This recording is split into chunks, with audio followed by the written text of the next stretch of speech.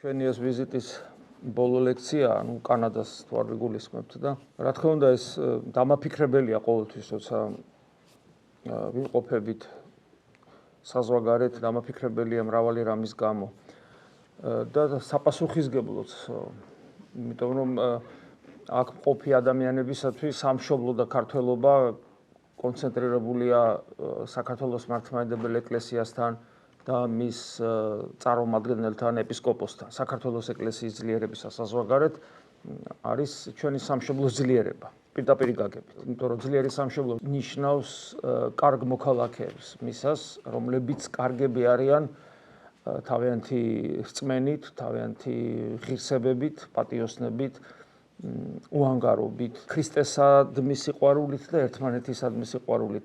ამ ყველაფერს ადამიანი ეკლესიაში სწავლობს, თუ მას სწორად აქვს გაცნობიერებული, რას ნიშნავს ქრისტეს მიერ დაარსებული ეკლესია და რომ ეკლესია ეს არის პერსონიფიცირებულად წარმოდგენილია პირველ რიგში ეპისკოპოსში და რა თქმა უნდა, უფრო თქვათ ზემოთ ეს პერსონიფიცირებულია პატრიარქში, წმინდა სინოდში, წმინდა სინოდის წარმომადგენლებში, რომლის წევრი მეუფე საბოცარი თავისთავად ცხადია, ვისაც კი სამშობლო უყვარს და ეკლესია უყვარს თავისთავად ცხადია უგულისხმობ სასულიერო პირებს, ყველანი ლოცულობენ ემიგრაციაში ყოფილი ქართველებისათვის, მით უმეტეს წმინდა სინოდის წევრები და კონკრეტულად საქართველოს პატრიარქის მოსაყდრე მეუფე შიომ მოგიკითხათ და ლოცვა კურთხევა გადმომეცა თქვენთვის, ის როგორც პატრიარქმა თავისთავად ცხადია, იზრუნავენ და ყველას ტკივა ის, რომ ჩვენ ჯერჯერობით ასე დაგსაქსულები ვართ. რაც შეეხება დღევანდელ შეხვედრას, მე ვეცდები, რომ ის იყოს ძალიან მოკლე, როგორ დავძლიოთ განსასწრებელი.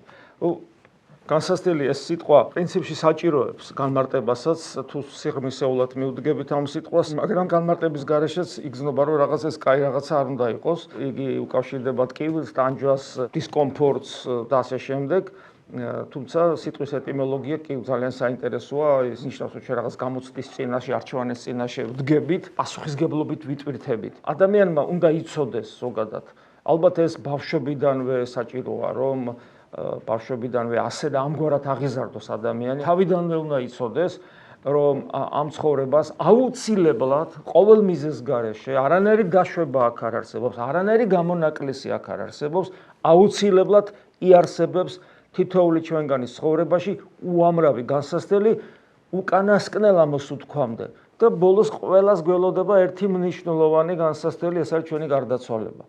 და ადამიანმა ეს თავიდანვე რაც მალე გააცნობიერებს ამას, რაც მალე გონივრულად შეხედავს ამას და მის და მიექნება განსასწრებისადმი, ისე როგორც ბოლო განსასწრებისადმი, არა სტიქიური დამოკიდებულება, არა ინსტინქტური, არა უბრალოდ ბიოლოგიური, არამედ ისაც გონიერა არსებას ეკუთვნის, რომ კონდეს ღირსეული დამოკიდებულება განსასწრებისადმი, აი ესეთი უნდა კონდეს, ასეთი უნდა გამოიმუშაოს ადამიანმა და ეს ძალიან მნიშვნელოვანია. ეხლა როცა საუბარია როგორ დავძლიოთ განსასწრებლები.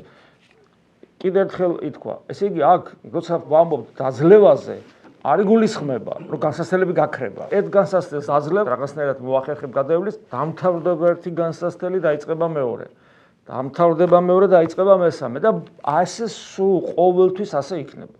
მაშინ რას ნიშნავს დავძლიო? თუ ის იქნება, ესე იგი თუ არ დამთავრდება, თუ ბოლომდე იქნება, ბოლოს მოვა თავარი განსასწრებელი, რომელსაც პავლე მოციქული ჩვენთვის ამბობს და დაწერილია მის ეპისტოლეში და აგერ 2000 წელზე მეტია გვესმის ეს უკანასკნელი მტერი თითოეული ადამიანის. ხო, სიკვდილი თითოეულ ჩვენთანგან მოვა. ანუ რას ნიშნავს დაძლევა, თუ ის მაინც არსებობს? თან ერთი დამთავრდება, მეორე იწყება და ასე პერმანენტულად. ეს ნიშნავს იმას, რომ ჩვენ როგორი მიდგომა გქონდეს განსასწრებთან. როგორი მიდგომა ქონდეს და დაძლევაში იგულისხმება არა გაქრობა განსასწრებლების, არამედ მასთან ღირსეული შეხვედრა. ახ სიკვდილს როგორ გააქრობ? ვერანაირად ვერ გააქრობ სიკვდილს. მაგრამ სხვა საკითხია, მას ღირსეულად შეხვდები თუ უღირსად შეხვდები და ამას ძალიან დიდი მნიშვნელობა აქვს. ამას ეგზისტენციალური მნიშვნელობა აქვს თითოეული ადამიანისათვის. იმიტომ რომ სიკვდილი როგორც განსასწრებელი, ეს არის ამ ქვეყნიური ცხოვრების ფინალი. და საერთოდ ნებისმიერ საქმეში, სპორტი იქნება, მეცნიერება იქნება, კარიერა იქნება, რაღაცა, არ აქვს მნიშვნელობა, რასაც ადამიანი აკეთებს. იმ საქმეს აზრი ენიჭება ფინალით. თუ ფინალი არ ვარ ფილმს რო უყურებ, ფილმს.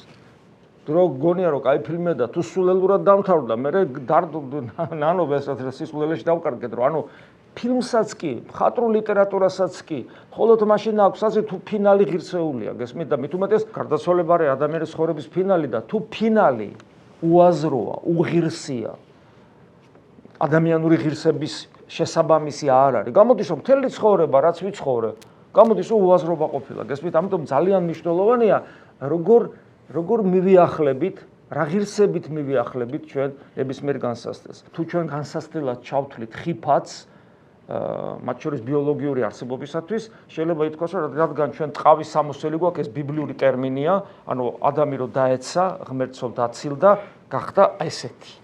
მანამდე როგორი იყო? არ ვიცით. ჩვენ ეს არ ვიცით როგორი იყო, მაგრამ ასეთი არ იყო. ის გახდა ასეთი. ასეთი ნიშნავს მსგავსი ცხოველისა, ხო, გავართ ძალიან ცხოველს, ბევრი რამე.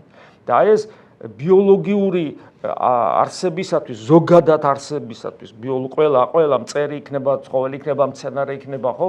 ყველა შეიძლება დაზიანდეს, მოკვდეს და ასე შემდეგ შევიწროვდეს, დაავადდეს. ბუნებრივია, რომ ამ ყველაფერს ჩვენ ვატარებთ. მაგრამ ჩვენ გარდა ამისა გვაქვს გონება არ არის ტვინის ფუნქცია, იმიტომ რომ ტვინის ფუნქცია აქვს ცხოველსაც, რომელიც ორიენტირებას ხელს უწყობს სამყაროში და უბრალო ორიენტირებას კი არა, საოცრებებს ახდენენ. ჩვენ ხო ვიცით ახლა ცხოველთა სამყაროში რეები ხდება, რა სასწაულები. და როცა ვსაუბრობთ გონებაზე, ამას არ გულისხმობთ, იმიტომ რომ ადამიანური გონება ეს არის უზარმაზარი სპექტრი მთელი სისავსე შემეცნების უნარებისა, რომელშიც ორიენტირება სამყაროში ან ლოგიკური აპარატი, ეს არის რაღაც პატარა ვიწრო ნაწილი, პატარა ვიწრო სექტორი იმ უზარმაზარი უნარებისა, რომელსაც ადამიანის გონება წლდება. ანუ ეს შემეცნების უნარები, ანალიზის უნარები. ადამიანური გონება მოიცავს უნარს თავად ტრანსცენდენტულ, ანუ სამყაროს მიღმიერ ყოფიერებასთან კონდეს კავშირი, ანუ მისტიკასაც მოიცავს, ანუ საიდუმლოებასაც მოიცავს. მაგრამ განსასწრელი ერთია როგორც ბიოლოგიური არსების განსასწრელი, მაგრამ მეორეა როგორც რამდენად გონივრულად, რაც თავიდან თქვი, რამდენად მე არა ვარ ცხოველი, არა ვარ მწერი, არა ვარ თუნდაც მაღალ განვითარებული ცხოველი, ჩემთან განსასწრელი რომ მოდის, ჩემს ხორცს ისევე ეშინია, როგორც ცხოველის ხორცს, მაგრამ მე მაგ გონება, რომელიც საოცარ ღირსებას მანიჭებს, მე ღვთის ხატი და მსგავსი ვარ და ამიტომ არ მეკადრება ცხოველივით დაუფრთხე ცხოველივით შემეშინდეს, ცხოველივით შევხვდე რაიმე ისეც, რაც მოდის ჩვენთან, თუნდაც ის ჩვენ განადგურებით გვემუქრებოდეს. ადამიანი როგორც მოაზროვნე არსება, მოაზროვნე ანალიზს უკეთებს ყოველივეს, რა თქმა უნდა, და თან ადამიანი არა მარტო მოაზროვნეა, ადამიანს არ შეუძლია იყოს ერთ ადგილას. ეს მისთვის უბრალოდ შეუძლებელია. ადამიანი, რომელიც ერთ ადგილას არის, სინამდვილეში ერთ ადგილასაც არ არის, ის დეგრადირდება, ანუ მაინც დინამიკაში იმყოფება. და ადამიანი თუ თავის გონიერებას, მოაზროვნეობას ღირსეულად იყენებს, ის აუცილებლად ვითარდება. რა თქმა უნდა, მნიშვნელოვანია რა მიმართულებით ვითარდება, მაგრამ განვითარება აუცილებელი პირობაა იმისათვის, რომ ადამიანმა ღირსეულად იარსებოს და რადგან უკვე ადამიანი რაღაც გარკვეული მიმართულებით ვითარდება, ესე იგი მას მიზანი რაღაც გააჩნია, ესე იგი ადამიანმა რადგან უნდა იცოდეს, როგორც მოაზროვნემ ცხოვრების საზრისი და გზა შესაბამისად უკვე განსაცდელი. ნახეთ, უკვე შეიძლება რაღაც შემოვიდეს განმარტება. განსაცდელი არის ის, რაც ჩემი ცხოვრების საზრისის რეალიზებას, ცხოვრების საზრისის რეალიზებისათვის გზაზე რომ ვიმყოფები, იმ გზაზე დაბრკოლებების შექმნას ემსახურება ფაქტიურად. ანუ განსაცდელი არის ის, რაც მე ხელს მიშლის, ჩემი მიზნები განვახორციელო. ძალიან მარტივი გასაგებია, თავისთავად ცხადია ეს და ეს ყველას გამოგვიცდია, უბრალოდ ჩვენ ახლა ამაზე იმიტომ კი არ ვსაუბრობთ, ეს ჩვენ არ ვიცით. უბრალოდ რაღაც კონკრეტულ წერტილამდე მინდა მივიდე. კიდევ ერთი რამ აქვს ადამიანს, რომელიც აუცილებლად მას თვისობრივად განსხვავებულ განსასწრელში ამყოფებს, ვიდრე ის რომ თქვათ იყოს უბრალოდ ბიოლოგიური არსება, ან განვითარებული მაიმუნი, როგორც ათეისტები ამბობენ. ადამიანში არის მთელი რიგი ღირებულებითი ნიშნულები ადამიანის არსებაში, რომელიც პოტენციაში არსებობს და იგი შეიძლება არ იყოს რეალიზებული. მაგალითად, მარადიული სიცოცხლე. ადამიანში ის მორწმუნეების გასაგონად ვამბობ, ეხლა ურწმუნოს არ ჯერა, ურწმუნო დარწმუნებულია, რომ ადამიანი მოკვდება და მიწას შეერევა და დამთავრდა. მაგრამ ჩვენ მორწმუნეებმა ვიცით, რომ ეს ასე არ არის. ჩვენ ვიცით წამს, რომ ადამიანი მარადიული არსებაა, მაგრამ ეს მარადისობა არ არის რეალიზებული. ჩვენ ხო ვიცით, არ არის რეალიზებული ჩვენში. ჩვენ იმიტომ რომ ჩვენ რწმენაც სუსტია, ხვალინდელ დღეს გვეშინია და ასე შემდეგ. ასევე ჩვენ საკუთარ თავს განვიცდით პიროვნებებად, მაგრამ პიროვნება აღრეული გვაქვს ინდივიდუალიზმში და ინდივიდუალიზმი ეგოიზმია და პიროვნულობა ღირსებაა და ეს უღირსობა ეგოიზმისა და ღირსება პიროვნულობისა სულ მუდამ ერთმანეთთან ჭიდილშია და თუ ადამიანი ღრმად ჩაუფიქრდება ამ ორ ცნებას, პიროვნულობა და ინდივიდუალიზმი, ხო? აღმოაჩენს, რომ მას აქვს უფრო მეტად ინდივიდუალიზმი და ეგოისტია, ხოლო პიროვნულობა, რომელიც ღირსებას უკავშირდება, სიყვარულს უკავშირდება, თავგანწირვას უკავშირდება, ეგოიზმის რღვევას უკავშირდება, ბოლომდე თავგანწირვას უკავშირდება, ხო? ეს ამის დეფიციტი ნამდვილად გვაქვს და ასევე აღმოვაჩენთ, რომ პიროვნულობა ისევე როგორც თქვათ, მარადიული სიცოცხლე, მარადიულობა არის არარეალიზებული. ასევე არარეალიზებული ადამიანში თავისუფლება. აი გარედან რომ დააკვირდეს ადამიანი, ხო, ვიღაცა არსება, გონიერი არსება, თქვათ, პირობითად უცხო პლანეტელი, რომელიც კი არ არსებობს, უბრალოდ რომ დააკვირდეს გონიერი არსება და დააკვირდეს ადამიანებს, მერე დააკვირდეს ჭიანჭველებს, მერე დააკვირდეს რაღაცა ცხოველების ჯოგს, იფიქრებს, რომ აქ თავისუფლება საერთოდ არ არსებობს, იმიტომ რომ რაღაცა ჯოგური პრინციპებით ურთიერთმოქმედებენ ერთმანეთში. და ადამიანი თავის თავსაც კარგად რომ დააკვირდეს, აღმოაჩენს, რომ მისი ყოველი აზრი, ქმედება, მიმართულება, საქმე რაღაცისგან განპირობებულია. ნებისმიერი ჩვენი ქმედება, როცა ის არის რაღაცისგან განპირობებული, იქ თავისუფლება აღარ არსებობს. თავისუფლება არის მხოლოდ იქ, როდესაც ჩემი ქმედება, ჩემი გადაწყვეტილება არაფრისგან არ არის განპირობებული. და ადამიანი ხო ასე არ არის. ადამიანი ყოველი აზრიც კი რაღაცისგან განპირობებულია. და ამიტომ ზოგიერთი არსებობს, ზოგიერთი ვაი ფილოსოფოსი, რომელიც ამტკიცებს, რომ ადამიანს თავისუფლება სინამდვილეში არ გააჩნია. ძირითადად ისინი ათეისტები არიან ხოლმე და ათეისტები პირდაპირ თუ ნამდვილი ათეისტია, ნამდვილი ღირსეული ათეისტია, ის ამტკიცებს, რომ ადამიანს თავისუფლება არ აქვს, ეს ილუზიაა უბრალოდ. მაგრამ ყველა ადამიანმა სინამდვილეში თუ კარგად ჩაუფიქრდება თავის თავში ჩაიხედება, გრძნობს რომ და არც გრძნობს კიდევაც ინტუიციურად და არც აროთა შემთხვევაში არ დათმობს თავისუფლებას. პირიქით ის იბრძვის თავისუფლებისათვის. ის ათეისტიც კი, რომელიც ლექციას ატარებს, თქვა დოკინსი, რიჩარდ დოკინსი ატარებს ლექციას და ამბობს, რომ ღმერთი არ არის და შესაბამისად თავისუფლება არ არსებობს, ხო? შესაბამისად არ არსებობს თავისუფლება და არ არსებობს პასუხისგებლობას თავისუფლება თუ არ არსებობს, ხო გესმით? რომ მიხვიდე და სილა გააწნა, ხო გაბრაზდება. რო გაბრაზდება შეხო ეტყვირო, კაცო, თავისუფლება ხო არ არსებობს. ჩემი ეს ქმედება, სილა რო გაგაწანი, განპირობებულია რაღაცა მიზეზით, რომელმაც განმაწყო ესე, რომ ესე მექნა. და შესაბამისად, მე არა ვარ დამნაშავე. ეს ჩემი თავისუფალი გადაწყვეტილება კი არ იყო, რომ სახეში დაგარტყე. გესმის და ამას არ მიიღებს დოკინს. გესმით? ანუ თვით ის ადამიანებიც კი, რომლებიც ამტკიცებენ, რომ თავისუფლება არ არსებობს, ხო? ისინიც კი არ მიიღებენ ამას. ანუ ამავე დროს ესე იგი ადამიანში არის თავისუფლება ასევე არარეალიზებული. და აი ეს არარეალიზებული თავისუფლება, სიცოცხლე, პიროვნულობა, ბედნიერებაც არარეალიზებულია, ხო? ეს არის ის, რაც ადამიანს არ აქვს და ეს ყველაფერი მას სურს. და ესეც ერთ-ერთი მიზეზია ჩვენი განსასწრებისა. იმიტომ რომ ადამიანი თუ გაცნობიერებულად არ მიისწრაფის ამ ყველაფრის მოპოვებისკენ და ერთადერთი საშუალება რომ ადამიანი გაცნობიერებული მიისწრაფოდეს ამასკენ, ეს არის ის ვისი ბუნებითი თვისებებიც არის ეს რაც ჩამოვთვალე. თავისუფლება, პიროვნულობა, მარადიული სიცოცხლე, სრულყოფილი ყოფიერება, ანუ ბედნიერება, ეს ყველაფერი არის ღმერთი. ღმერთია ეს ყველაფერი და თუ ადამიანი გაცნობიერებულად მიისწრაფის ღმერთისკენ, ესე იგი იქ მეტნაკლებად ხდება ამის რეალიზება და ხელისშემშელი ფაქტორებს ადვილად იცილებს ადამიანი. ხოლო თუ ადამიანი ამას გაცნობიერებულად აქეთკენ არ მიისწრაფის და არის ის, რომ ეს ღმერთია, საწყალი ადამიანი იტანჯება, მთელი ცხოვრება აწყდება, ხან მარჯვნივ, ხან მარცხნივ, ხან წინ, ხან უკან და უამრავი ტკივილი ხდება ცხოვრებაში.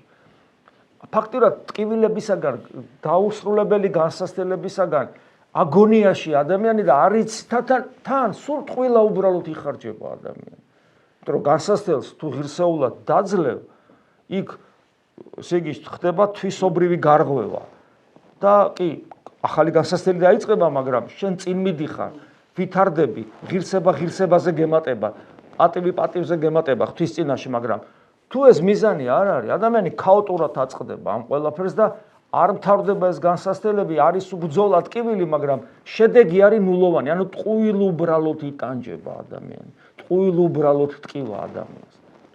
ესეც ძალიან მნიშვნელოვანია. ერთია, როდესაც მე ვიცი რომ ვკვდები ღირსებისთვის და მეორეა ვიცი რომ ვკვდები უაზროდ. აი უაზროდ ვკვდები. ეს მეორე გაცილებისნელი გადასატანია. აქ მინდა ზუსტად გითხრათ რომ რადგან უკვე ღმერთის ცნება შემოვიდა, ჩვენ უნდა გავყოთ ორი ტიპის განსასწრებელი. ეს არის ძალიან მნიშვნელოვანი. ჩვენ ქრისტიანულ ლიტერატურას რო ვეცნობით, აღმოვაჩენთ ესეთ რამეს, რომ განსაცდელი აუცილებლად იქნება ცხოვრებაში, რაც თავიდან გითხარით. და მეორე, აუცილებელია განსასწრებლების არსებობა. ღმერთის დაშვებით ხდება ეს ჩვენ ცხოვრებაში, რომ განსასწრებლები, როგორც წინააღმდეგობები გადავლახოთ, აი ჩვენ ცხოვრების აზრისი რომ გვაქვს, იქითკენ მიმავალ გზაზე და ამით დავამტკიცოთ, ვაჩვენოთ, რომ ჩვენ მართლა შეგნებულად ავერჩიეთ ის ცხოვრების აზრისი, რომელსაც ქვია ცოცხალი ღმერთი, რომელსაც ქვია ქრისტესადმი მსგავსება, მისდამი ერთგულება, მისდამი აბსოლუტურად უანგარო სიყვარული. და ეს არის გარღვევა უბრალოდ არა ჩვენი შესაძლებლობებისა, ჩვენი დაცემული ბუნების, არამედ სამყაროს გარღვევაა ფაქტი. დროისა და სივრცის, მატერიის გარღვევაა და ტრანსცენდენტულ ყოფიერებაში გადასვლა არის. აი ეს არის და როცა ადამიანი აი ამგვარად აცნობიერებს და ამგვარად ფიქრობს, მამები ამ დროს გვეუბნებიან, რომ ის რაც ჩვენ ცხოვრებაში ხდება, განსასწრებელი, ამ დროს არის ძალიან მნიშვნელოვანი. და კიდევ ვიმეორებ, მათი დაძლევის გზით ადამიანი ხდება, მოდი ესე ვთქვათ, კაი გაგებით გმირი და მეომარი.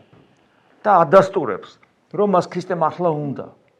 ხო, აი სიყვარული ბრძოლაში, თავისუფლება ბრძოლაში, ღირსება ბრძოლაში მოიპოვება და ეს ბრძოლა არის, ესე იგი, ნებისმიერი შეფერხების გადალახვა, რომლის ავტორი შეიძლება იყოს დაცემული ანგელოზი ეშმაკი, ან მისგან ბირებული ადამიანები, ან ამ სამყაროს კანონები, გესმით, სიკვდილი ბოლოს და ბოლოს ეს ყველაფერი არის განსასწრებელი, მაგრამ ადამიანს კიდევ ვიმეორებ, ეს განსასწრებელი პირიქით კი არ ასუსტებს, აძლიერებს, აი მაგალითად 300 არაგველი, ნახეთ კანონი როგორ მუშაობს, დამარცხებული ომია.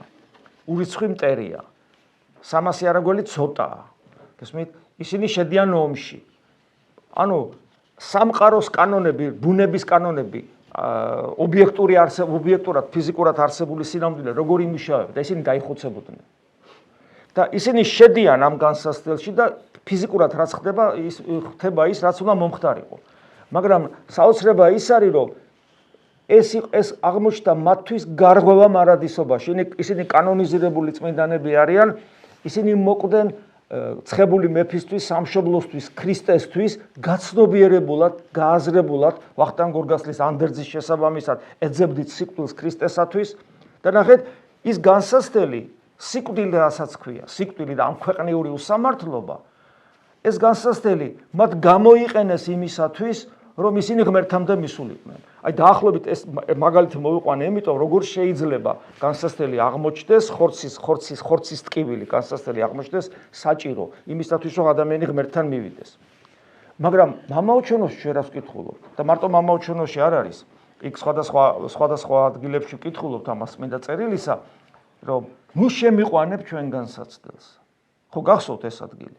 ანუ თუ ეს საჭიროა, როგორ შეიძლება რომ მე ღმერთის შვილი გავხდე, იმიტომ რომ ეგ არის მამაოჩვენო, რა უნდა გავაკეთო რომ ღმერთის შვილი ვიყო, იმიტომ რომ მამაო, ანუ პოტენციაში ღმერთის შვილობის შესაძლებლობას მაძლევს ღმერთი და მე ყოველი სიტყვარი ერთგვარი პროგრამაა, რომ რა უნდა გავაკეთო იმისათვის, რომ ეს მამაშვილობა რეალიზდეს და ერთ-ერთი არის ნუ შემიყვანებ განსასწრელს. და აი აქ შემოდის განსასწრელის მეორე განმარტება. მეორე ტიპის ისააკასური ამაზე ძალიან ბევრს წერს, ეს დიდებული მამა, ეს არის სულიერი განსასწრელი, როდესაც გამოიცდება არა ჩემი ყოფიერება ამ ქვეყნიური, არამედ ჩემი სული, რამდენად მდგრადი ვარ უფლისადმი ერთგულებაში, რამდენად უძლებ იმ საცდურებს, რომლის დაშვების შემთხვევაში ჩემში მე ვღალატობ ქრისტეს. ანუ გულის სიტყვა მოვიდა რაღაც ისეთი ღვთისმგმობი გულის სიტყვა მოვიდა, არაწმინდა გულის სიტყვა მოვიდა, სულმოკლეობისკენ მიმიძგებს გულის სიტყვა რომ ქრისტე უარყო და ასე შემდეგ, ან მოყვასისაზმი არაჯანსაღი დამოკიდებულებისკენ მიმიძგებს, ან ისეთი რომელიც რეალიზებას უკეთებს ჩემს ეგოიზმს, სიამაყეს, პატივმოყვარეობას, გესმით? ანუ ის თვისებები, რომელიც მე ქრისტეზე უარს მათქმეინებს და ქრისტეს ღალატ ჩამადენინებს. ანუ სულიერი განსასწრელი. აი ეს სულიერი განსასწრელი არის საზიანო ადამიანისთვის. არც კი უნდა დაუშვათ ოდნავი შეხებაც ის ჩვენზე და ამისათვის მორწმუნე მიცის თუ როგორ უნდა მოერიოს ამ განსასწრელს, ეს არის გულის სიტყვებთან ბრძოლა, როცა ადამიანი ცდილობს მუდმივი კავშირი ჰქონდეს ღმერთთან და ღმერთთან კავშირის საშუალებით აკონტროლოს ის გულის ზრახვები, რომელიც მის შიგნით იბადება. და როგორც კი აღმოაჩენს, რომ ქრისტეს მტრული გულის ზრახვაა, გულის სიტყვა, იმ წამსვე ღვთის სახელის მოხმობით იქვე გაანადგუროს, ასე შეიძლება ითქვას.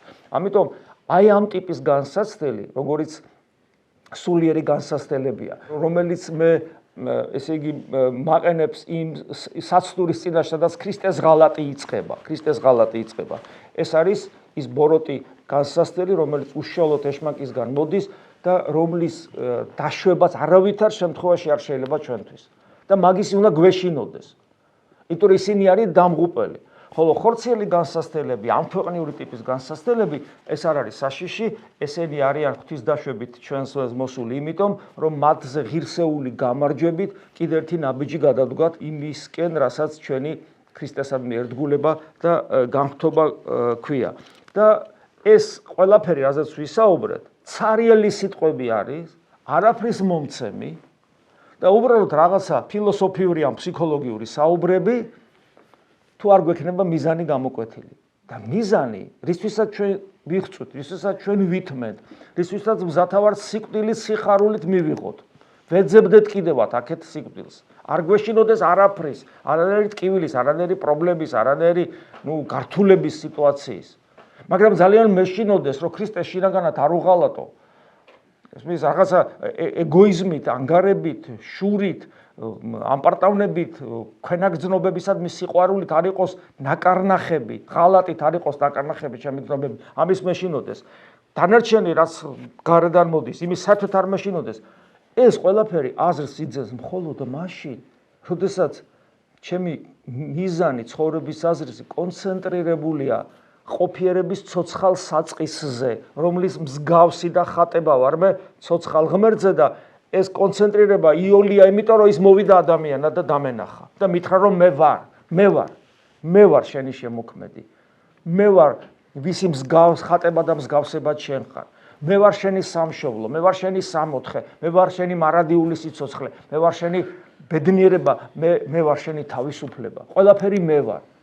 და მე მიყვარხარ შენ. აი როცა ადამიანი ამას აცნობიერებს, როცა ადამიანი ცხოვრების აზრისად ქრისტეს დაინახავს, მერე უკვე მისი სვლა ამ სამყაროში და ხორციელი უშიშობა და სულიერი მდგრადობა და ბრძოლა ყოველივე ამისათვის იძენს აზრს და შეიძლება ვთქვათ, რომ ასეთი ადამიანი არის ბედნიერი. ასეთ ადამიანს დამარცხებული აქვს განსაცდელები, რომლებიც სულ არსებობს, მაგრამ სულ იმარჯვებს მასზე და ხანდახან ალოგიკურად, როგორც სამასმა არაგველმა გაიმარჯვა სიკვდილზე. როგორც ილია მართალმა გაიმარჯვა სიკვდილზე, როგორც ვახტანგ გორგასალმა გაიმარჯვა სიკვდილზე. გესმით, ეს ადამიანები იმარჯვებენ სიკვდილზე და არღვევენ ამ სამყაროს ჩარჩვებს და გადიან მარადისობაში. ყველას გისურვებთ ასეთ გარღვევას და ჩემ თავსაც.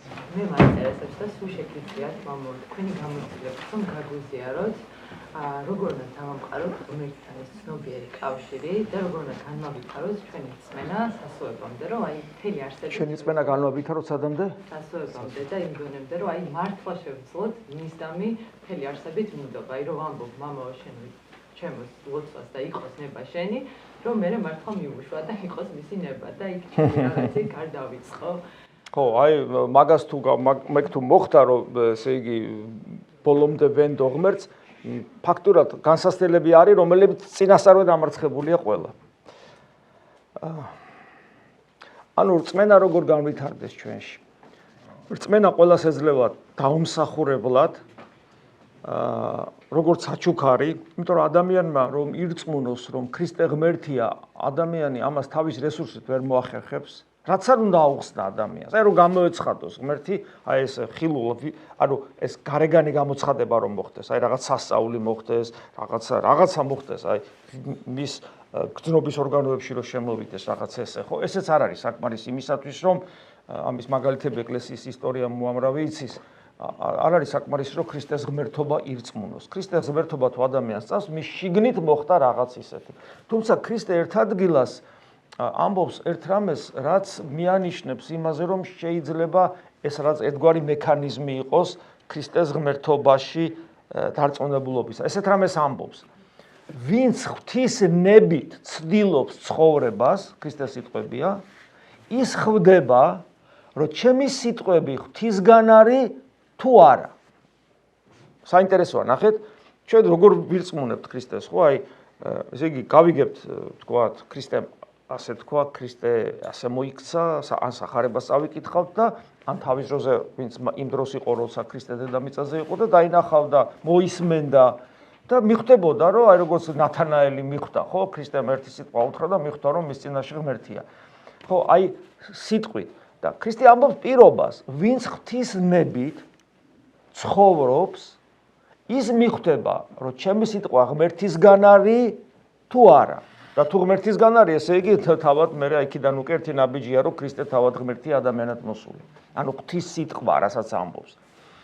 და ესე იგი პირობა არის ეს, ვინც ღვთის ნების მიხედვით ცხოვრობს. ეს საინტერესოა, იმიტომ რომ ადამიანი ჯერ ურწმუნოა. და რას ნიშნავს ღვთის ნებით მაცხოვრებელი ადამიანი, რომელიც ჯერ ურწმუნოა? ესე იგი ეს ერთადერთი პასუხია ამაზე. ესე იგი ეს ადამიანი სინდისის მიხედვით ცხოვრობს.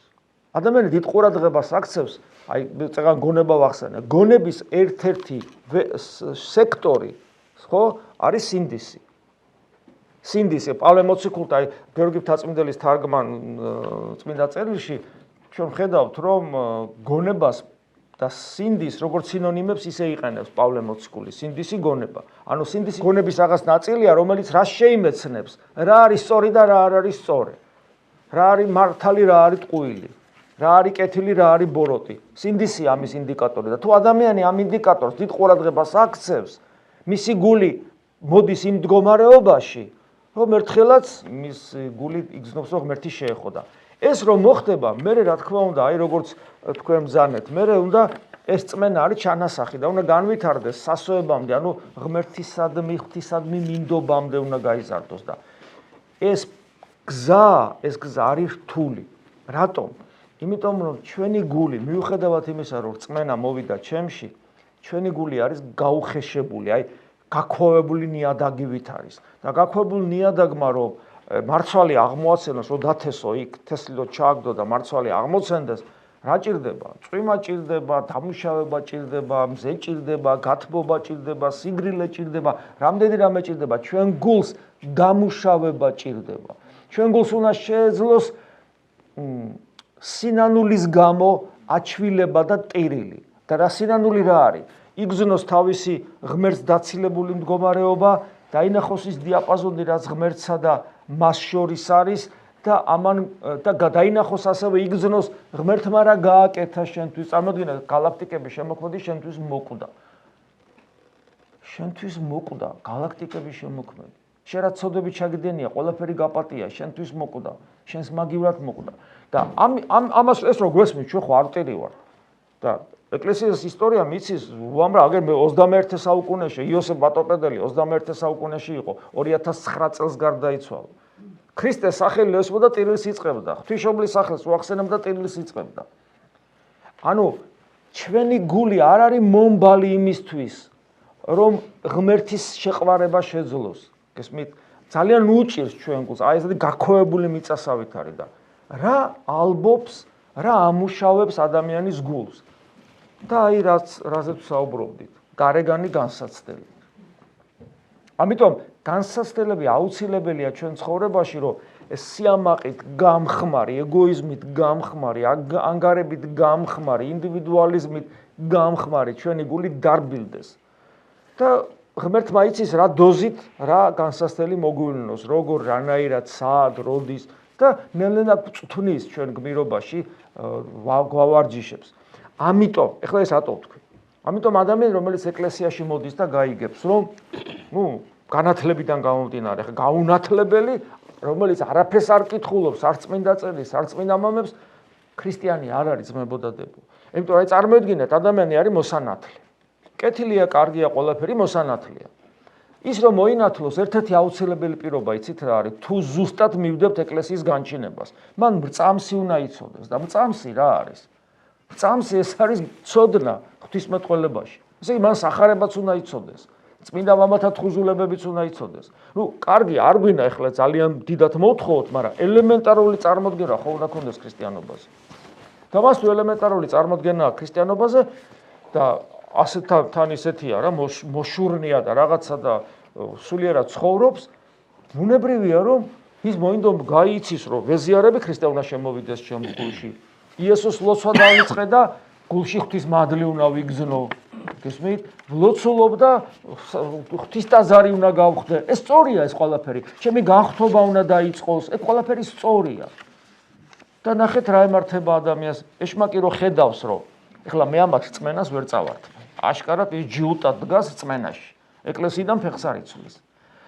მაგრამ ამას რო ეშმაკი შენში ხედავს, ის უკან კი არ იხევს. ის ბრძოლის ტაქტიკას ცვლის და გინერგავს აზრებს გულის სიტყვების საშუალებით რომ მიდი ეხლა მადლის ჭურჭელი უნდა გახდე დღეს ხვალ თუ არა და ზეგ მაინც. უნდა იგრძნო ღმერთი, უნდა განიცადო, უნდა დატკბე, უნდა აღივსო, უნდა სასწაულები მოგიხდეს და მე შენც უნდა მოახდინო, უნდა შენმა ლოცვამ განკურნოს, უნდა საღვთო ნათელი დაინახო და რა ვიცი, კეთილსურნელება იგრძნო ლოცვის დროს. ანუ რაც წმინდა მამებთან წავკითხია, ყველაფერი უნდა მოხდეს შენ ცხოვრებაში, უცებ. აი აქ არის ზუსტად ის დემონური ხიფათი რა, ხიბლი რასაც ქვია. თუმცა ადამიანს გაუხეშებული, გაქვევებული გული აქვს და ითხოვს მადლის მიერ ნიჭებს. თუ ბაგებით არ ითხოვს, შინაგანი მდგომარეობით ითხოვს, აი ეგ უნდა. გესმის და აი ეგ არის ერთი შეცდომა. ანუ როცა ადამიანი ეკლესიაში მოდის, მან უნდა ისწავლოს პირველ რიგში საკუთარი გაქვევებული გულის დანახვა და უფალო იესო ქრისტე იესოს ლოცვაში, როცა ვკითხულობ ჩვენ ამას და ჩვენ რო გვინდა რომ იესოს სახელის მოხმობით გული გაგვითმეს და დაგვიტკბეს, ნუ გავიწყდება რომ იმ ლოცვაში არის შემიწყალე მე და თუ შესაწყალებელი ხარ და გადასარჩენი ხარ, ანუ ჯერ მინუსებიდან უნდა ამოხვიდე რომ მე გული დაგიტკბეს. ამიტომ ჩვენ ვეძებთ არა შეგრძნებებს, არა მდგომარეობას, არა ჩვენ ვეძებთ ლოცვაში, ზიარებაში, ღვთის ძიებაში, არა მადლის მიერ მდგომარეობას, არამედ ქრისტეს, ცოცხალ ქრისტეს. და აი ნდობა რო ახსენე, პირველი რაშიც ისწავლება ღვთისადმინდობა ეს არის, მე ვეზიარები უფალო. მე ვლოცულობ, მე ვმარხულობ, მე წმინდა მამებს ვკითხულობ და მე მინდა რომ შენთან ვიყო. და შენ როგორც გინდა, ჩემი სულიერი ცხოვრება, ისე წარმართე, რას მაგზნობინებ, რას განმაცდებინებ, თუ 30 წელი არაფერს არ მაგზნობინებ და არაფერს არ გამასწინებ, თუ გინდა ხვალ ეგ ყველაფერი შენ როგორც გინდა ეგრე იყოს. მე გეძებ შენ არა მდგომარეობას, და მდგომარეობას აღმოსავლურ რელიგიებში ეძებენ, მედიტაციაში ეძებენ და ჩვენ არ ვეძებთ მდგომარეობას, ჩვენ ქრისტეს ვეძებთ, ეს განსხვავებული რამ არის. მე თუ შენ მიყვარ ხარ, მე არ ვეძებ შენგან სიკეთეებს, მე უბრალოდ შენთან კომუნიკაციას ვცდილობ, მეტი არაფერი, მე შენგან არაფერს არ ველოდები, თუ მართლა მიყვარ ხარ. ხოლო აი როგორც შვილი რო უყვართ და რას ეძებს ახლა, რა გაიზრდება შვილი და ამაშენებს თუ რა ხდება ამ დროს, კომუნიკაცია შვილთან, ეს აბედნიერებს დედას, მშობელს და არა ის რომ ამ შვილისგან რაღაცა მექნება. ხო ხვდებით აი ეს თქვა. ასე რომ დრო ჭირდება შრომა და მოთმინება. აი მოთმინება რა, აუცილებლად. ეს არის უანგარობა, მოთმინება დიდი ხნის განმავლობაში, სადამდე თუნდაც სიცოცხლის ბოლომდე. არ დავიზარებ, იმიტომ რომ მე მწამხარ შენ უფალო და მე შენ მინდი ხარ და არა შენგან მოჩემული უბრალოდ საჩუქრები. არცა ვარ ღირსი ამ საჩუქრების, კაცო. რა ღირსიო ჩემი სიამაყი დამპარტა, მაგრამ შენთან ყოფნა მინდა. აი ეგ არის. ახლობელი ეწევა მარიხუანას. ითი შეიძლება დავეხმარო რომ აღარ მოწიოს. ან კვეთებულებზე დასწრება თუ შეიძლება და მოხსენიება და მადლობა. ესე იგი ლოცვა არის ღმერთთან კომუნიკაცია და არა მოწევის საწინააღმდეგო. უბრალოდ ადამიანი რომელიც სწავლობს ღმერთთან კომუნიკაციას, კავშირს, ერთგულებას, უანგარო ერთგულებას, შვილებრივ დამოკიდებულებას, ცდილობს, რასაც ლოცულობს, ისე იცხოვროს. მამაოჩონოს ამბობ, ცდილობ რომ ღმერთი შვილი ვითიყო. წმინდა იყავს სახელი შენი, ხო? ცდილობ რომ ღვთისნების აღსრულებელი იყოს შენს გულში. იყავ ნება შენი ასევე, გესმის და ასე შემდეგ. მოვედი სუფევა შენი ამბობ, ანუ მოვედი შენი სამეფო დამკვიდრდეს ჩემს გულში და ჩემს ცხოვრებაში, ცდილობ რომ ღვთის სამეფოს მოქალაქესავით იცხოვრო და ასე შემდეგ. ანუ რასაც ითხოვ ლოცვაში, ისე ცხოვრებას ცდილობ, ქრისტეს ერთგულებას ცდილობ, კავშირი გინდა მასთან, უანგარო, შვილი გინდა ღმერთის იყო. შენი ცხოვრების საზრისია იესო ქრისტე, რომელიც არის მარადიული სიცოცხლე, რომელიც არის ჭეშმარიტება.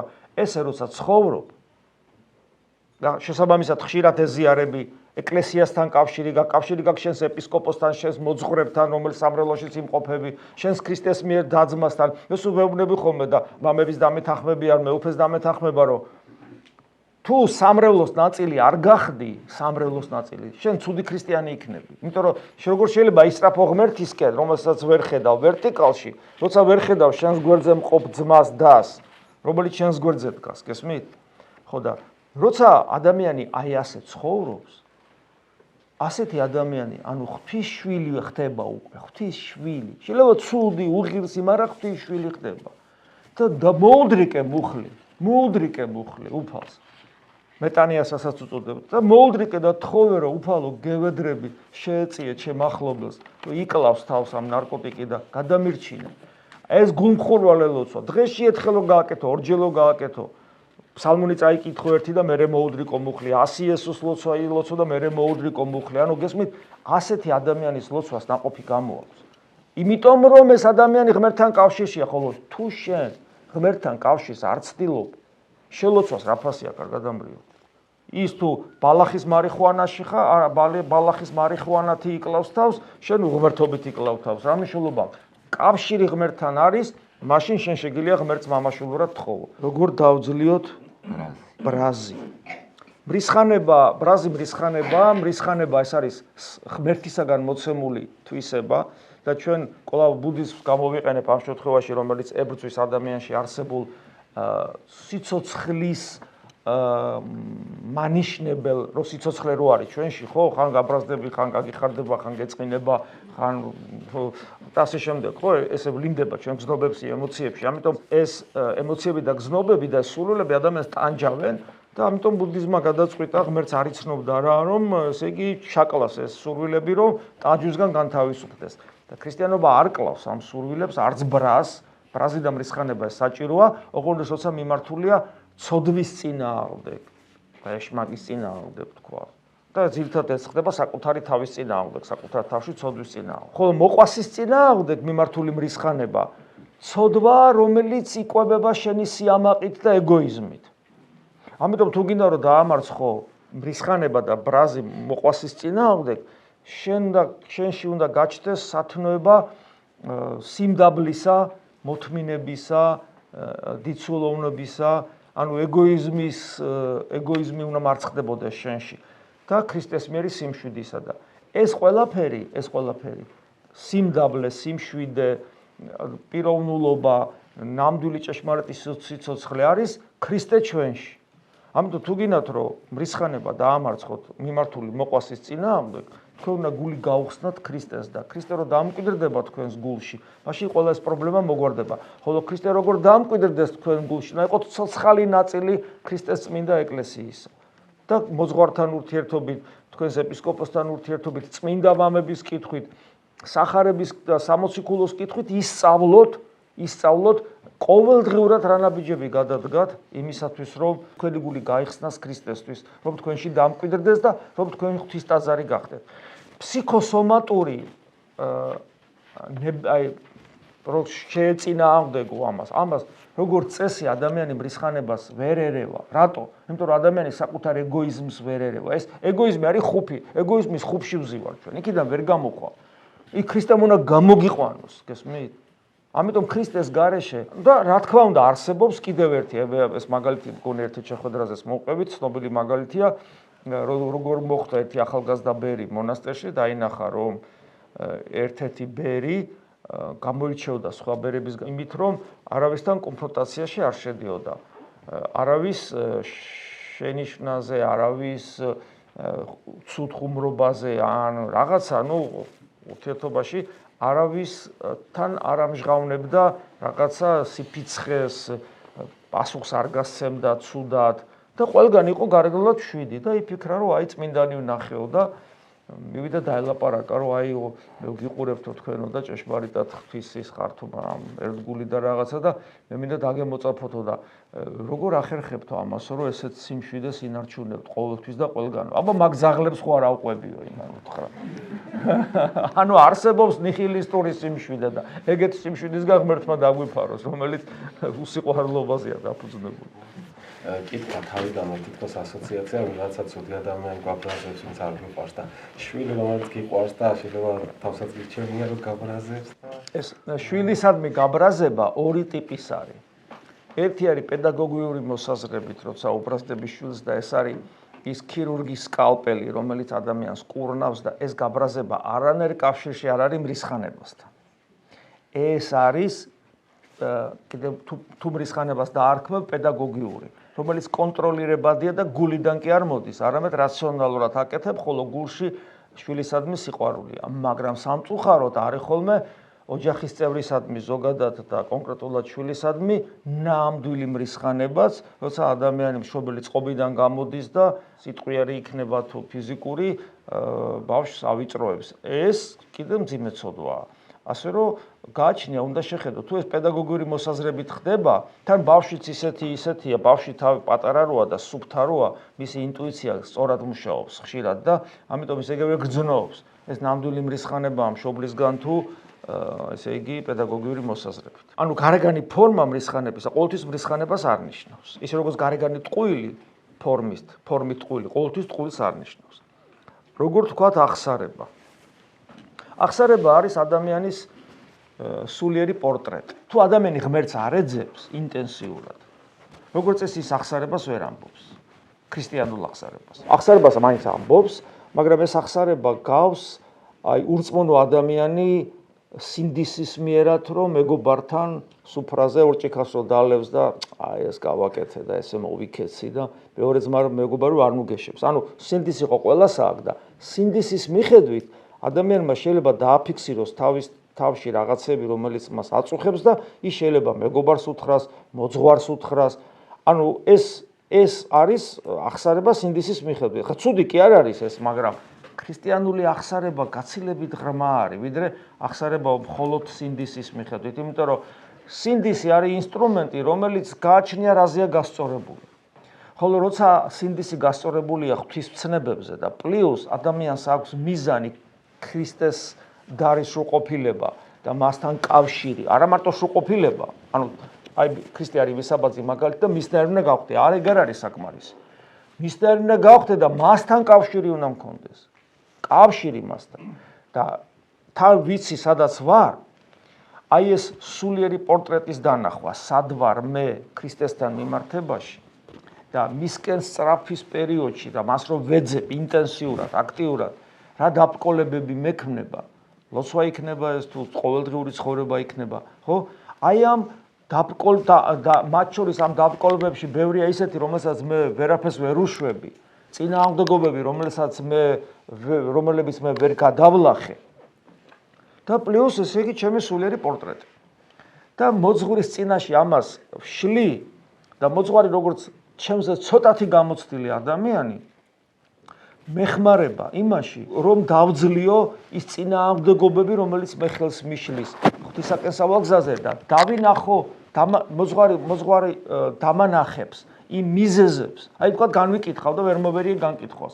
მოძღვარი დამანახებს რა არის მიზეზი განკითხვისა. გესმით?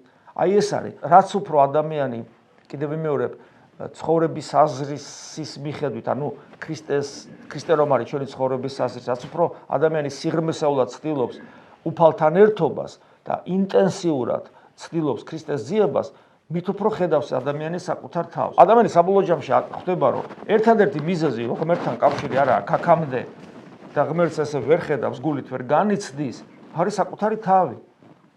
და ბუნებრივია, რომ ესე იგი ის პრობლემები, რასაც ის საკუთარ თავში ხედავს და ვერ ერება მოზღვართან მიაქვს. ანუ აღსარება კიდევ ერთხელ ქრისტიანული აღსარება, რამდენად ხარისხიანი აღსარება, დამოკიდებულია იმაზე, რამდენად ინტენსიურად, გულმხურვალედ ეძებს ადამიანი ქრისტესთან კომუნიკაციას. და თუ ადამიანი უბრალოდ რელიგიურ გზნობებს იკმაყოფილებს და ქრისტესთან აქტიურ კავშირს არ ეძებს, მისი აღსარება შესაბამისი იქნება. ხაჭაპური გავტეხე პარასკევს. ახლა იმას კი არის, რომ პარასკევს მაინდამაინც ხაჭაპური და წვადი ჭამო, მაგრამ რაღაც პრიმიტიულ დონეზე იქნება ეს ყველაფერი რა. და ვერაფერს ვერ იზავა ამ დროს. ვერც მოზღვარი ვერ დაეხმარება, იმიტომ რომ ეს ადამიანი არ ცდილობს გულმხურვალედ ეძებოს ღმერთთან კომუნიკაცია. არ ცდილობს ლოცვის სიღრმეში შესვლას, წმინდა წერილის სიღრმეებში შესვლას, წმინდა მამებთან, არ ცდილობს ინტენსიურად ეზიარებოდეს და შესაბამისად ვერ ხედავს საკუთარ თავს. თავისუფლება, ჩემი აზრით, მოიპოვება ადამიანის ეგოიზმით და ეს ეგოიზმი ცოდვად ითვლება. ეგოიზმით თავისუფლება არ მოიპოვება. ეგოიზმით მოიპოვება თვითნებობა. ნახეთ? ადამიანს აქვს ნებელობა. ნება ეს არის ადამიანის ბუნებითი ენერგია, ბუნებითი თვისება. ადამიანი ამითაც გამოირჩევა და ის გავს ღმერთს, რომ მას ნებელობა აქვს, რომელიც არის მისი ბუნებითი ენერგია, გესმით? და ეს ბუნებითი ენერგია ცდილობს რეალიზებას. იმ თვისებები და უნარებით, რომელიც მის ბუნებაშია. ამიტომ დიახაც ნებელობა ცდილობს ეგოიზმის რეალიზებას. მე, ჩემი, სიამოვნებს, მინდა, მაწყობს, მომწონს, გესმით? ამით რეალიზდება ადამიანი. და მე მინდა გამატარე, ჩემია მომეცი, ესე მხედავ და არა ისე. კაცო, მე ესე მაწყობს, გესმით? ხელს რატომ მიშლი, გესმით? შენ მინ გეკითხება, გესმით? აი ესე რეალიზდება ადამიანი და ფიქრობს, რომ ეს არის თავისუფლება, მაგრამ ეს არის არა თავისუფლება, არამედ თვითნებობა, რომ მისი ნება რეალიზდეს. აბა გაიხსენეთ მამაო ჩვენოში რა არის? იყავ ნება შენი. ქრისტიანობა აი ამ ნებას, რომელიც ეგოისტური ნება. ამ ეგოისტურ ნებას ებრძვის ქრისტიანობა ძირში. და გეუბნება, რომ თავისუფლება თვითნებობა კი არ არის. თავისუფლება ეს არის თვისება ტრანსცენდენტული ყოფიერების, ანუ ცოცხალი ღმერთისა. როგორ შეიძლება ეს თვითნებობა ჩავთვალოთ თავისუფლებად, როდესაც ის იკვებება ბუნებითი თვისება ამათი გითხარით. გესმით? ბუნებითი თვისებაა. ის არ შეიძლება და ჩემი ბუნება რა არის? ჩემი ბუნება აბსოლუტურად დეტერმინირებულია. ის სამყაროს ორგანული ნაწილია, დროსა და სივრცეში გამოკეტილია და სულ რაღაცა იმპულსებით მოძრაობს და იკვებება, რომელ ყოველთა თითოეულ იმპულსს თავის წინამორბედი იმპულსი ახლავს. რა თავისუფლებაზეა საუბარი? თავისუფლება არის ამ ყველაფერზე ზემოთ დადგომა. აი გაიხსენეთ რა უცნაური რამ არსებობს ეკლესიაში მარხვა. ჩემი ნება, რომ წვადი, ხინკალი, ხაჭაპური და ამ დროს ლობიო, კარტოფილი, ბადრიჯანი, ფხალი არ მინდა კაცო ეს, მაგრამ რა ხდება ამ დროს? ხო და მე პრინციპი, კაცო, ღმერთისთვის რა მნიშვნელობა აქვს თუ ძმა ხარ? ეხლა ამაზე რა მნიშვნელობა, რასაც დავიდებ იმას შევჭამ და რატომღაც სულ გემრიელი რაღაცებს დაიდებ და მაგრამ რა მნიშვნელობა აქვს ღმერთისთვის? რას შეჭამ? მე თუ განათლებული ხარ ცოტა, სახარებას წაკითხული გაქვს წმინდა წერილიც, პავლე მოციქულის სიტყვებს წაიკითხავ, რომელიც გეუბნება, რომ საჭმელი არც გაშორებს, არც გაახლოებს ღმერთთან. აჰა, თურმე რა ყოფილა. ესე იგი ეს არის ვიღაც იმეებისთვის, ბნელებისთვის და მე განათლებული ქრისტიანი ვარ და რა მნიშვნელობა აქვს რას შეჭამ? ეხლა მე მარხვას არ ვეხები და მთელი რიგი ისინია ჩაიშალოს და რატო უნდა იმარხულო, მაგრამ ერთ-ერთი რაც ამ საკითხთან დაკავშირებით არის, გეტყვით, რომ რას შეჭამ, მართლაც არ აქვს მნიშვნელობა ღმერთისთვის, მაგაში კი სწორე ხარ. მაგრამ ნახეთ, კუჭს თუ ვერ მოერიე და შენი ნებელობა კუჭზე მიბმული არის, გესმის და შენ თუ კუჭს ვერ მოერიე. კუჭს. როგორ უნდა გათავისუფლდე იმ ჩაკეტილობიდან, რომელიც ჩაკეტილობასაც ეგოიზმი გიქმნის. გესმის? ეს არის გათავისუფლება რაღაცისგან. მაგრამ თუ შენ ყველაფრისგან გათავისუფლდი, აი თქვა მედიტაციებით რა, ისე ვიქავარ, იოგი ხარ ან რაღაც ეგეთი და ყველა მიდრეკილებისგან გათავისუფლდი. ესეც არ არის თავისუფლება. ეს არის თავისუფლება რაღაცისგან, მათ შორის ვნებებისგან, მიჯაჭვულობებისგან. პრინციპული მნიშვნელობა აქვს მარიხუანას მიეჯაჭვები, ნარკოტიკს მიეჯაჭვები, თუ ხინკალს მიეჯაჭვები. რა მნიშვნელობა აქვს მას კასპაროვ თქოს? ან კათხალუც მიეჯაჭვები, ან არასწორ გარყვნილ ცხოვრებას მიეჯაჭვები. ან რაღაც ბრაზილიურ სერიალებს რა მნიშვნელობა აქვს, რას მიეჯაჭვები, გესმით? არა აქვს არაფერს ამ პრინციპული მნიშვნელობა. და აი რაღაცის მიჯაჭვულობიდან განთავისუფლება კარგია, მაგრამ ეს თავისუფლება არ არის, ეს არის რაღაცისგან გამონთავისუფლდი. თავისუფლება ღმერთისთვისებაა. ერთადერთი ღმერთია, რომლის ყოფიერება არაფერზე დამოკიდებული არ არის. და მაშინ გამოდის, რომ მე თავისუფალი ვერასოდეს ვერ იქნები, დიახ, შენ ვერასოდეს ვერ იქნები თავისუფალი, თუ ღმერთის გარეშე დარჩი.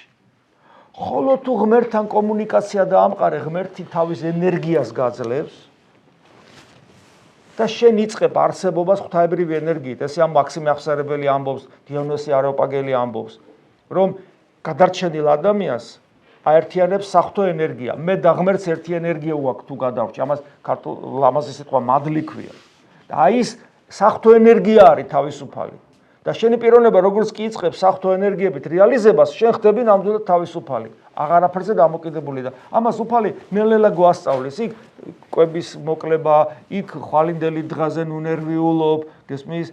და ასე შემდეგ. რაღაცებს ეს ნაბიჯ გასწავლის. ხოლო ეგოიზმით ნაკარნახები არის თვითნებობა. და მე რა პერსპექტივა აქვს მაგას თვითნებობას? საფლავში ჩადის ეგოიზმთან ერთად. ხოლო თავისუფლება მარადიული ღირებულება. როგორ შევძლო მოთმინება გავაძლიერო? საკმაოდ პირდაპირი ადამიანი ვარ და ამის გამო ბევრი ადამიანი განაწყენებული დარჩა ჩემზე. მადლობა. ესე იგი, ნახეთ, მოთმინება ისწავლება მოთმინებით. მოთმინება ისწავლება იქ, სადაც მოსათმენი გაქვს. ხოლო თუ შენ სადაც მოსათმენი გაქვს, ყველას გადაუარე შენი პირდაპირობით, მოთმინებას როგორ ისწავლი? გარდა ამისა, პირდაპირობა, ერთის ხო კარგია, მაგრამ არც ერთი სათნო, კარგია ხო, ეხა ადამიანს რო ეპირფერები და რაღაცა გულში რაღაცას ჩაიდებ და არეუნები, ეს ცუდია და პირდაპირად კი კარგია. მაგრამ არც ერთი სათნოება, აი მამების გამონათქვამია, ნებისმიერი სათნოება უგუნურად აღსრულებული ბოროტებად იქცევა. ანუ გესმით როგორ არის სათნოება, ამ შემთხვევაში პირდაპირობა, თავისთავად ღირებულებას არ წარმოადგენს. სათნოება ღირებულია იმდენად, რამდენადაც ის ქრისტესთან ერთად მოიაზრება. იმიტომ რომ ნებისმიერი სათნოება ღმერთს მოწყვეტილი კერპად იქცევა და კერპი კიდე ითხოვს მსხვერპლს და ეს მსხვერპლი არიან ადამიანები შენს გარშემო. აი ეს არის ძალიან მნიშვნელოვანი. ამიტომ ჩვენ თუ გვინდა რომ ჩვენი სათნოება, ამ შემთხვევაში პირდაპირობა იყოს ისეთი, რომ ქრისტესათვის მოსაწონი იყოს, ჩვენი ყოველი სიტყვა უნდა თანხვედრაში იყოს ღვთისნებასთან. და ჩვენ სახარებას როცა ვკითხულობთ, აღმოვაჩენთ, რომ ქრისტე ერთის მხრივ არის ძალიან პირდაპირი და ზოგ შემთხვევაში არ არის პირდაპირი. და ზოგ შემთხვევაში ისეთ რამეს ამბობს, მოგეჩვენება რომ ტყუის. მაგალითად ძმები ევნებიან თანაშეზდილი იოსების შვილები, რომ წავიდეთ იერუსალიმში, გამოუცხადა შენი თავი იერუსალიმში. იქ ფარულად ვინ აკეთებს ისეთ საქმეებს შენ რო აკეთებ. და ქრისტე ეუბნება, არა, მე არ უნდა ავიდე. და ძმები რო წავლენ, მე ადის. და რა გამოდის, რომ ესე იგი ძმებს ხო არ ამოვალო და მე თვითონ ავიდა. გესმით? ან მაგალითად, როდის იქნება შენი დაბრუნება მეორედ მოსვლას რო უწოდებ და შენი სამეფო როდის დამყარდება? არ ვიცი. და ოქროპირი ამბობს, დრო თვითონ ღმერთმა შექმნა, ხო, დრო, იმიტომ რომ დროა საოცრებაა, ეხლა შორის თანამედროვე მეცნიერი რო იტყვის, ვინც დიდი აფეთქების თეორია იცის, რომ დრო არ არსებობდა და ახლა არსებობს და დიდ აფეთქებამდე დრო არ იყო, ეს გასაგებია, იმიტომ რომ ფიზიკის მწვერვალები იცის და ოქროპირი მე-4 საუკუნეში რო ამბობს, რომ და პრინციპში პავლე მოციქული ამბობს მანამდე ამას, რომ ამბობს, რომ დრო შექმნა ძეღმერთმა, ეს გარღვევაა მეცნიერული, გესმით? წარმოიდგინეთ. ხო და აი ოქროპირი ამბობს, რომ დრო თვითონ შექმნა და არის ის რომ როდის იქნება, რა თქმა უნდა, მაგრამ ეუბნება რომ არ ვიცი. და მოციქულები რომ არ დაოკვდებიან და მე ამაღლების კიდევ ეკითხებიან, მე ცოტა კაცად ეტყვის, ეგ თქვენი საქმე არ არის. ხო, ანუ იმის თქვა მინდა რომ პირდაპირ, აი ესე პირდაპირ ნაჯახებით რაღაცა მიახან და ქრისტეს არ არის ესე. ამიტომ ეს არის სათნოება, რომელსაც სწორად გამოყენება უნდა. და მოთმინება გითხარით. მოთმინება ისწავლება მოთმინებით და ესეც ქრისტეს მიერი უნდა იყოს. უნდა იცოდე რისთვის ითმენ. ქრისტეს ერთგულებისთვის თუ ითმენ, ისწავლი მოთმინებას. როგორ შეიძლება მუდმივად ყოველ დღე დისციპლინირებულად მივყვე მიზნებს. როცა გაფანტულობით იტანჯები, იწყებ საქმეს და თავს ანებებ შუაგზაზე. როგორ შეიძლება გახდე უფრო დისციპლინირებული? ხო, საერთოდ დისციპლინა ეს აუცილებელი პირობაა. არაზოგადად ნებისმიერ საქმეში მოწესრიგებული ცხოვრებისა და მიზნის მიღწევის ერთ-ერთი აუცილებელი პირობა, არამედ სულის ცხონებაშია ძალიან მნიშვნელოვანი და ამიტომ აი იოსებ ატოპედელის ცნობილი ესეთი ის არის ტერმინი პროგრამა. გაწერილიც ქონათ ხოლმე პროგრამა, რომ გამკელიაში რომ პროგრამა და პროგრამა ეს არის შედგენილი, შენ მიერ შედგენილია რაღაცა გრაფიკი, შეიძლება ასე ითქვას. აი რაღაც საქმეს იწყებ, ხო, შენ უნდა დაგეგმო, რომ აი ამისათვის ეს საქმე ბოლომდე მივიყვანო, მე ყოველდღიურად ეს უნდა გავაკეთო. და ჯობია, რომ ეს რაღაცა პროგრამა იყოს შენი შესაძლებლობის ზღვარზე ბევრად ნაკლები და აუცილებლად გაკეთდეს ყოველ დღე, ვიდრე შენი შესაძლებლობის ზღვარზე ან მეტი და ერთიოჯერ გაიქაჩო და მერე დავარდე და აღარ შეგიძლია. ამიტომ შენ ზომიერად უნდა მიუდგე საკუთარ თავს და გახსოვდეს, რომ დღეში ყოველდღე ცოტა რომ დაუთმო რაღაცას, ის აუცილებლად შედეგს იძლევა. და ეს უნდა განავითარო და სულიერი ცხოვრება როგორც ასეთი. ლოცვითი პრაქტიკა, რომ ესე იგი აუცილებლად მინიმუმს რო აკეთებ ლოცვაში. ევქარისტიული ცხოვრების წესი, რომ აი კვირაში ერთხელ აუცილებელი ზიარება, თქვა აუცილებელი, თქვა დღეში გარკვეული რაოდენობა დრო დაუთმოთ, აიმერით ლოცვას მაგალითად, ცოტა კითხვას. ეს სულიერი ცხოვრების ეს ანიბანი, სულიერი პრაქტიკის ეს ანიბანი ზოგადად ადამიანს უფრო დისციპლინირებულს ხდის. საკუთარ თავზე მუშაობის გარეშე ვერც საქმეში მიწიერ საქმეში ვერ მიაღწევ ვერაფერს და ვერც სულიერ ცხოვრებაში. მაგრამ კიდევ ვიმეორებ ეს რომ რეალიზდეს შენში, უნდა ცოტა დაუსახო. ცოტა და სისტემატიური, ანტიბიოტიკებით რა. როგორ დავიბრუნო სიყვარული გულწრფელი. იცით, მე ხა უკვე სიბერისკენ წავედი და ერთ რამეს მივხვდი. ადამიანს სიყვარული არ შეუძლია. თუ ადამიანს პრეტენზია აქვს ნამდვილ სიყვარულზე. თუ ეხლა ის სიყვარულს უწოდებთ იმას, რომ თქვათ კროშო თავის წიწილა უყვარს და ანუ ბიოლოგიურ სიყვარულს რაღაც დოზით ეს ჩვენ გვაქვს რა. რაღაც დოზით ეს გვაქვს, იმიტომ რომ ჩვენს ბიოლოგიური არსებანი ვართ. მაგრამ თუ აი თავისუფლების დარი, აი თავისუფლება რომ მინდა და რო არა მაქვს. სიცოცხლე რომ მინდა მარადიული და რო არა მაქვს. ანუ ეს რეალიზებული რო არ არის თავისუფლება, სიცოცხლე, პიროვნული ღირსებით მინდა ბოლომდე გარღვევა მოვახდინო. პიროვნულობის რეალიზება ბოლომდე იცით რა არის? ჩემს ხორცზე და ჩემს მიწიერ ცხოვრებაზე რომ დამოკიდებული აღარა ვარ. გესმით? აი ბოლომდე გარღვეული ვარ. თავგანწირვა რომ არაფერი აღარ არის უკვე ღმერთისთვის, მოყვასისთვის, შიში რო გნულდება საერთოდ, ხო? ასევეა სიყვარულიც. გინდა ის ნამდვილი სიყვარული და არ არის. იმიტომ რომ ეგოიზმი, რომელიც ჩვენში არსებობს, ყველა სიყვარულის ნებისმიერ ბუნებით გამოვლინებასაც კი შხამს უწვეთებს. მათ შორის შვილის მიმართ, შვილიშვილის მიმართ, მეუღლის მიმართ, მშობლების მიმართ, სამშობლოს მიმართ, ეკლესიის მიმართ, მეგობრის მიმართ. ამიტომ მე დავწმუნდი ერთ რამეში, ყველა თქვენით იფიქრეთ, მაგრამ მე ვფიქრობ, რომ ადამიანს ის ნამდვილი სიყვარული, როგორც ის ნამდვილი თავისუფლება არ აქვს და ნამდვილი პიროვნულობა და ნამდვილი სიცოცხლე, ეს ყველაფერი პოტენციაში აქვს ოღონდ, რეალიზებული რო არ აქვს. ასევეა სიყვარულიც, არ აქვს ადამიანს რეალიზებული. და რომ რეალიზდეს სიყვარული სიცოცხლესთან, თავისუფლებასთან ერთად, უნდა ჩვენს გულში შემოვიდეს ის, ვინც არის სიცოცხლე, სიყვარული და თავისუფლება. და ამიტომ ამბობს პავლე მოციქული, ხაზგასმით ამბობს, რომ ეს საიდუმლოება უნდა რეალიზდეს, რომელიც მოხდა ღვთის ადამიანად მოსვლის მერე. ქრისტე უნდა დამკვიდრდეს თქვენში. პავლე მოციქული იმპერატიულად ამბობს, არ დაგავიწყდეთ, რომ ღვთის ტაძარნი ხართ. სანამ ღმერთი ჩვენში არ დამკვიდრდება, რომელიც არის სიყვარული, ღმერთია სიყვარული, ჩვენ ნამდვილი სიყვარული არ შეგვიძლია. აი ესა. ანუ გინდათ სიყვარული, გული გაუხსენით ღმერთს. რამდენჯერმე დავდე აღთქმა და ვერ შევასრულე. ძალიან ნანობ და მეშინია ამის გამო. ვძნობ, როგორ მიშლის ეშმაკი ხელს უფალთან დაახლოებაში, თუმცა არ დავნებდები. საერთოდ აღთქმების დადებას თავი უნდა დავანებოთ, იმიტომ რომ ეს იმას გავს, ფიცს რა და უფალი ამბობს, რომ ფიცი უკეთურისგან არის. ან ხო, ან არა, მორჩა, რა თუნა ფიცი. რადგან აღთქმა ჩვენ ყველას დადებული გვაქვს უკვე. ნათლობის აღთქმა რა არის? განვეშორები ეშმაკს და მის ყველა საქმეებს და თუ ეშმაკს თქვით შევანერწყვეთ და თქვით რომ შეუდგებით, ანუ გავყვებით ქრისტეს, უკვე შედგომილ ვარ ქრისტეს, ანუ მის გაყოლილი ვარ უკვე ნათლობამდე, ნახეთ, ადამიანს როგორია რომ მოინათლა და მეორე ქრისტიანული ცხოვრება მეორე უნდა დაიწყოს. ან მოინათლოს და საერთოდ არ დაიწყოს ქრისტიანული ცხოვრება და უკვე ქრისტიანია. და ნათლობის ღვთისმსახურება სხვა რამეს გვეუბნება.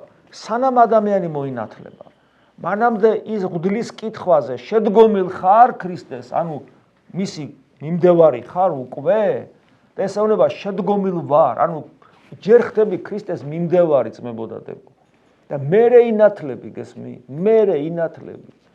და ქრისტეს მიმდევრობა შეუძლებელია სინანულით. ანუ საკუთარი თავის ადეკვატური ახმით და ქრისტესადმი ერთგულების, მისი ცნებების აღსრულების დაწყებით. ამის მერე ხდება ეს ყველაფერი. ეს აღთქმა დადებული გვაქვს ჩვენ უკვე რომ ბოროს განვეშორებით და მის საქმეებს ქრისტეს უნდა გავყვეთ და ის ჩვენთვის არის არა მარტო ღმერთი, არამედ მეფეც, ჩვენ მისი ერთგულება პირობად გავდეთ და რაღა აღთქმა უნდა, ამას რაღა უნდა დავამატო ამას. საჭირო ამის შესრულება.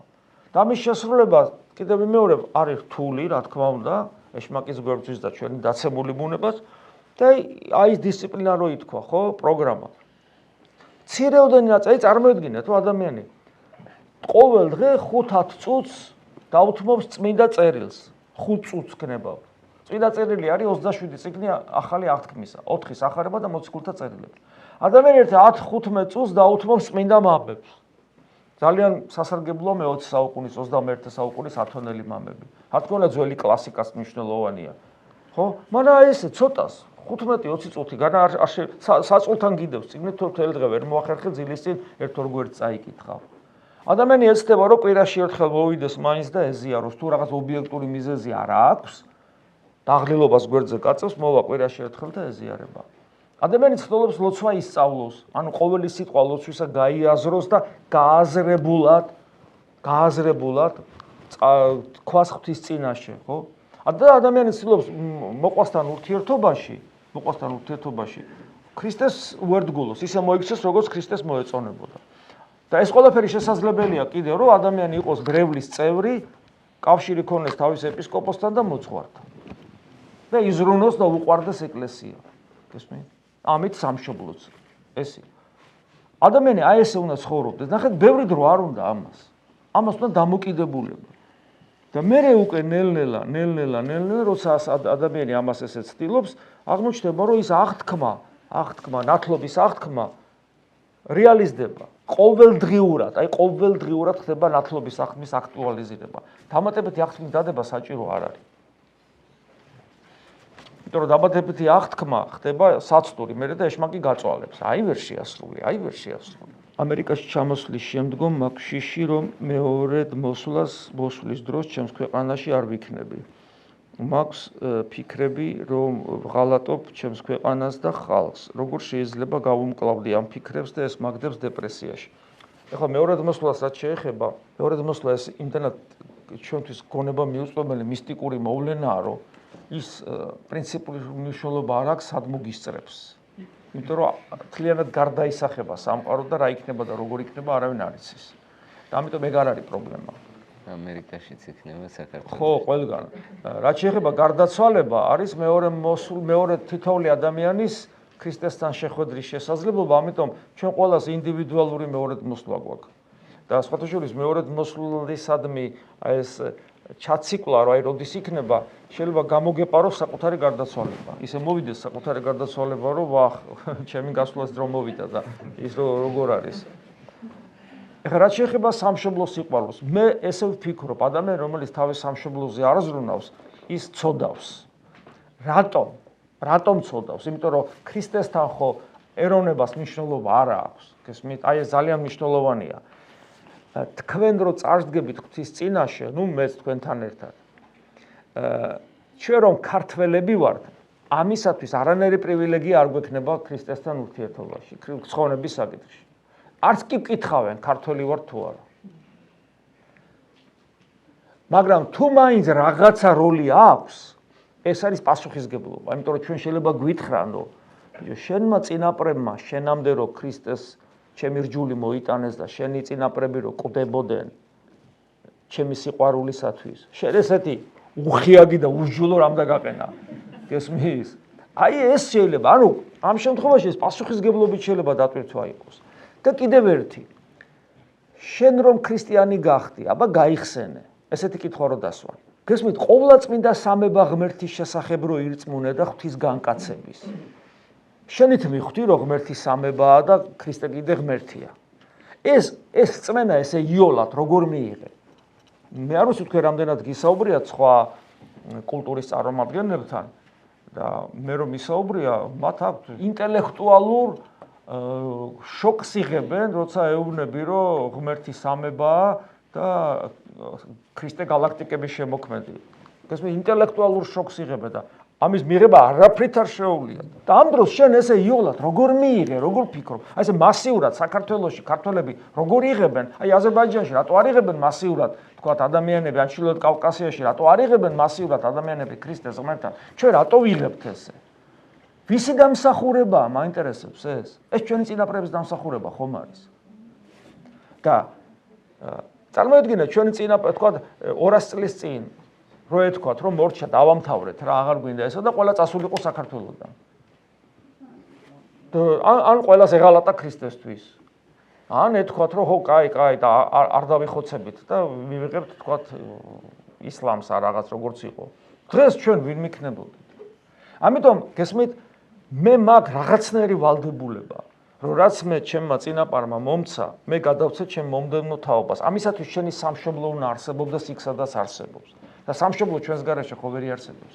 ამიტომ დიახაც გარკვეული პასუხისგებლობა ამ კუთხით რა თქმა უნდა გვაკისრია. აი ეს არის. და ამიტომაც არსებობს პატრიარქმა, იმიტომ დაარსა ეპარქიები უცხოეთში, რომ აქ მყოფმა ადამიანმა რწმენას ჰქონდეს და სამშობლოს სიყვარულის და ქართველობა შეინარჩუნოს, იმიტომ რომ თუ ქართველობა ჩვენ და ჩვენი შვილები შევინარჩუნებთ, მაშინ ჩვენ შეიძლება დავბრუნდეთ საქართველოში, გესმის? აი ესეა რა. რა ვიცი, მე მგონი სრულად დეპრესიაში ნუხარ კაცო. დეპრესიაში კი არა, უნდა მეომრული განწყობით იყო.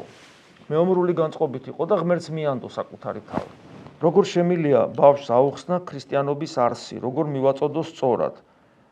თუ გაუწევთ რეკომენდაციას რომელიმე საბავშვო ლიტერატურას. სხვათა შორის მე რამდენჯერმე ვახსენე, რომ ქრისტეს ღმერთობა ინტელექტუალურად არ შეიმეცნება. ამიტომ პავლე მოციქული უცნაურ რამეს ამბობს. ქრისტეს ღმერთობისადმი რწმენა არის სისულელე. გესმით? აი ესე ამბობს. თვითონ ამბობს ესე ამ სიტყვებით. ანუ ლოგიკურად გაუაზრებელია. აქედან გამომდინარე, ნახეთ, ბავშვი ხშირად უფრო იოლად აღიქვავს ქრისტეს ღმერთობას ვიდრე ჩვენ. ამიტომ ნუ გონია რომ რაღაც უნდა ფილოსოფიურად აუხსნა, არ უნდა აუხსნა მას ფილოსოფიურად. უნდა სიყვარულით ელაპარაკო, მაგრამ ამისათვის საჭიროა შენს გულში იყოს რწმენა ცოცხალი და ბავშვი ამას გძნობს. მით უმეტეს თუ ბავშვი მონათლულია. აი, ბავშვების ნათლობასთან დაკავშირებით რომალი ხოლმე პრობლემა რა. ნათლობის მადლი მოქმედებს ადამიანში მაშინაც კი, როდესაც ბავშვს არ აქვს ქრისტიანული აღზრდა. ხოლო თუ ბავშვს ქრისტიანული აღზრდა აქვს, მაშინ ის ნათლობის მადლი საოცრად იფურჩქნება მასში. არაფერი ახსნა არ ჭირდება, სიხარულით იღებს ბავშვი ქრისტეს ღმერთობას. გესმით? და რაც შეეხება ლიტერატურას, რა ვიცი, მე ხა სახარება უნდა უკითხოთ და უნდა სახარებასთან კომუნიკაცია უნდა გქონდეს. საბავშვო ბიბლიებიც არსებობს ალბათ საღვთო ისტორიის დონეზე ცუდი არ იქნება. იესომ ეშმაკი ჯვარზე დაამარცხა, მაშინ რატომ მოდის მეორედ? ნახეთ, ეშმაკის დამარცხებაში რას გულისხმობს? ეშმაკი ისევ აქ არის, არსად არ წასულა. პავლე მოციქული მას უწოდებს ჰაერის მცველს, ანუ კოსმოსშია ჩვენს გარშემო, იმას სხვაგან საქმე კი არ აქვს. მთვარეზე კი არ არის ეშმაკი. არც მარსზე არ არის. აი თუ გაგვაფრენს მას კი მთვარეზე და მარსზე, მერე იქაც გამოყვება. ეშმაკის საქმე არის, სადაც ადამიანია. იმიტომ რომ მისი მიზანი არის, რაც შეიძლება მეტი ადამიანები წაართვას ქრისტეს. უბრალოდ ეშმაკი განიდევნა ადამიანის მისტიკური სიღრმიდან. მაგრამ ადამიანში ის მაინც შედის და მეცას გეტყვით, ადამიანს ის თავის სახლად მოიხსენებს, ამას უფალი გვასწავლის. სანამ ჩვენში ეგოიზმი და მსგავსი ვნებები ჭარბობს, ეს ეშმაკის თვისებებია. ამიტომ ის შემოდის ჩვენში და მკვიდრდება და ისე манипуლირებს ჩვენ აზრს კი ვერ მოვდივარ. ღორში ვერ შედის სახარების მიხედვით. მაგრამ ადამიანში შედის, იმიტომ რომ ადამიანში არის თვისება, რომელიც ღორს არ აქვს. გითხრათ ეს თვისება, წერა რამდენჯერ ვთქვი. ეგოიზმი, სიამაყე, ამპარტავნება, ეს ყველაფერი ღორს არ აქვს, ადამიანს აქვს. ამიტომ ადამიანში შემოდის ეშმაკი და ვერ შედის ღორში. დამარცხება ეშმაკისა ნიშნავს, რომ მისტიკური სიღრმიდან განიდევნა, შესაბამისად ადამიანს მიეცა შესაძლებლობა გახდეს ღვთისტაძარი და მისტიკურ სიღრმეში დამკვიდრდეს ქრისტე. ეს როგორ ადამიანმა უნდა ითანამშრომლოს ღმერთთან და ჯოჯოხეთი, როგორც საპყრობილე ადამიანთა სულებისა მორღვეულია და თუ ადამიანი ქრისტეს ირწმუნებს, ქრისტე არის ხიდი მასსა და ღმერთს შორის, იმიტომ რომ სამოთხე არის ღმერთი. და ჯოჯოხეთი არის უღმერთობა. და ქრისტეს ღმერთის ადამიანური ბუნება, აი ხიდივით გადმოიდო რა, შეიძლება ასე ითქვას, ადამიანსა და ღმერთს შორის და ვინც უკავშირდება ქრისტეს, ის გადადის, ესე იგი, ღმერთში, ანუ სამოთხეში. როგორც ღმერთის შვილი. და ვინც არ გამოდის ამ ხიდზე, ის დარჩება ჯოჯოხეთში, ოღონ არა იმიტომ, რომ სამოთხე ანუ ღმერთისაკენ გახსნილი არ არის, იმიტომ რომ ადამიანს ესე უნდა, ადამიანს ურჩევნია ქრისტეს გარეშე იყოს. აი ამასიდათ იყო დაისვეს ერთი კითხვა, რომ კაცო, წესითო ყველას უნდაო სამოთხეო რა, და რას ვთქვი, არ უნდა. არ უნდა ყველას სამოთხე. იმიტომ რომ რას ეძახი შენ სამოთხეს? თუ სამოთხეს ეძახი იმას, რომ შენი მიწიერი სურვილების რეალიზების შესაძლებლობა მოგეცემა ბოლომდე, ეგ არ არის სამოთხე. ქრისტიანული სამოთხე იესო ქრისტეა. ანუ გესმის და ყველას აი სამოთხე უნდა ყველას, ანუ ქრისტე უნდა ყველას. ქრისტე უნდა ყველას რას ნიშნავს? უნდა იყოს ისეთი, როგორიც ის არის. და მაშინ შეხვდები მას და დაინახავ მას, როგორიც ის არის, როგორც იოანე მოციქული ამბობს. და შენ გინდა რომ იყო როგორიც ის არის? ანუ თავისუფალი ეგოიზმისგან შენ გინდა რომ მტერი გიყვარდეს? გინდა რომ შური არ იძიო? გინდა რომ თვალი არ გაგექცეს და ასე შემდეგ. გინდა რომ თავდაბალი იყო? გინდა რომ ყველას უპირობოდ მიუტევო? გინდა ეგეთი იყო? არ გინდა და ესე იგი სამოთხე არ გინდა. ამიტომ სამოთხე მინდა და სამოთხე ყველას უნდა. ეს არასწორი ფორმულირებაა სიტყვის. ამისთვის არის ადამიანი გაჩენილი, მაგრამ ყველას არ უნდა. და ნეტა ყველას გვინდოდეს. ახლა მე და მოდი ყველას თავი დავანებოთ. მე ხა ჩემ თავს ვეკითხები, თეოდორე, გინდა რომ ბოლომდე ქრისტეს გავდე? ეს თურმე ადვილად გასაცემი პასუხია. ჩვენ რეალიზდებით ჩვენი ეგოიზმით, ჩვენ ვიცავთ ჩვენს პოზიციებს, ეგოისტურს, ჩვენი პრინციპები, ჩვენი შეხედულება, მე გეუბნები ახლა ამაში და დაიჯერე ესმის. აი, როგორ მე გეუბნები შენ და მე ეს ისეთი ძვირფასია ჩვენთვის, რომ ჩვენს გარშემო მოძრაობს სამყარო, რომ ამას ესე დავთმობთ. გესმით რა შეასაკ. ამიტომ ქრისტე გვინდა, თუ ქრისტე გვინდა, მაშინ მისნაირი რო ვიყოთ ის გვინდა და მაშინ სამოთხე გვინდა. და თუ გინდათ მოგეცემათ, გესმით? ვინც ეძებს ის პოულობს, ვინც აკაკუნებს იმას გაეღება, გესმით? აი ეს არის. არ არის გასული ერთი წელი, შეიძლება საკურთხის გაკეთება? საკურთხი ეს არის სიკეთე გაკეთებული გარდაცვლილისთვის ღმერთმა აცხოვნოს. სიკეთე გაკეთებული გარდაცვლილისთვის და სიკეთე შეიძლება აკეთო ყოველთვის, როცა გაგიხარდება. მაგრამ კიდევ ვიმეორებ, თავარი სიკეთე გარდაცვლილისათვის არის ცოცხლად დარჩენილი ადამიანის კავშირი ღმერთთან და ამ კავშირიდან გამომდინარე თხოვნა, რომ ღმერთო აცხოვნე ეს ადამიანი. შეიძლება თუ არა ღმერთის მიერ მოვლენილ განსასწრებლად ჩავთვალოთ, როდესაც ადამიანი ფსიქოლოგიურად ცუდად გზნობს თავს.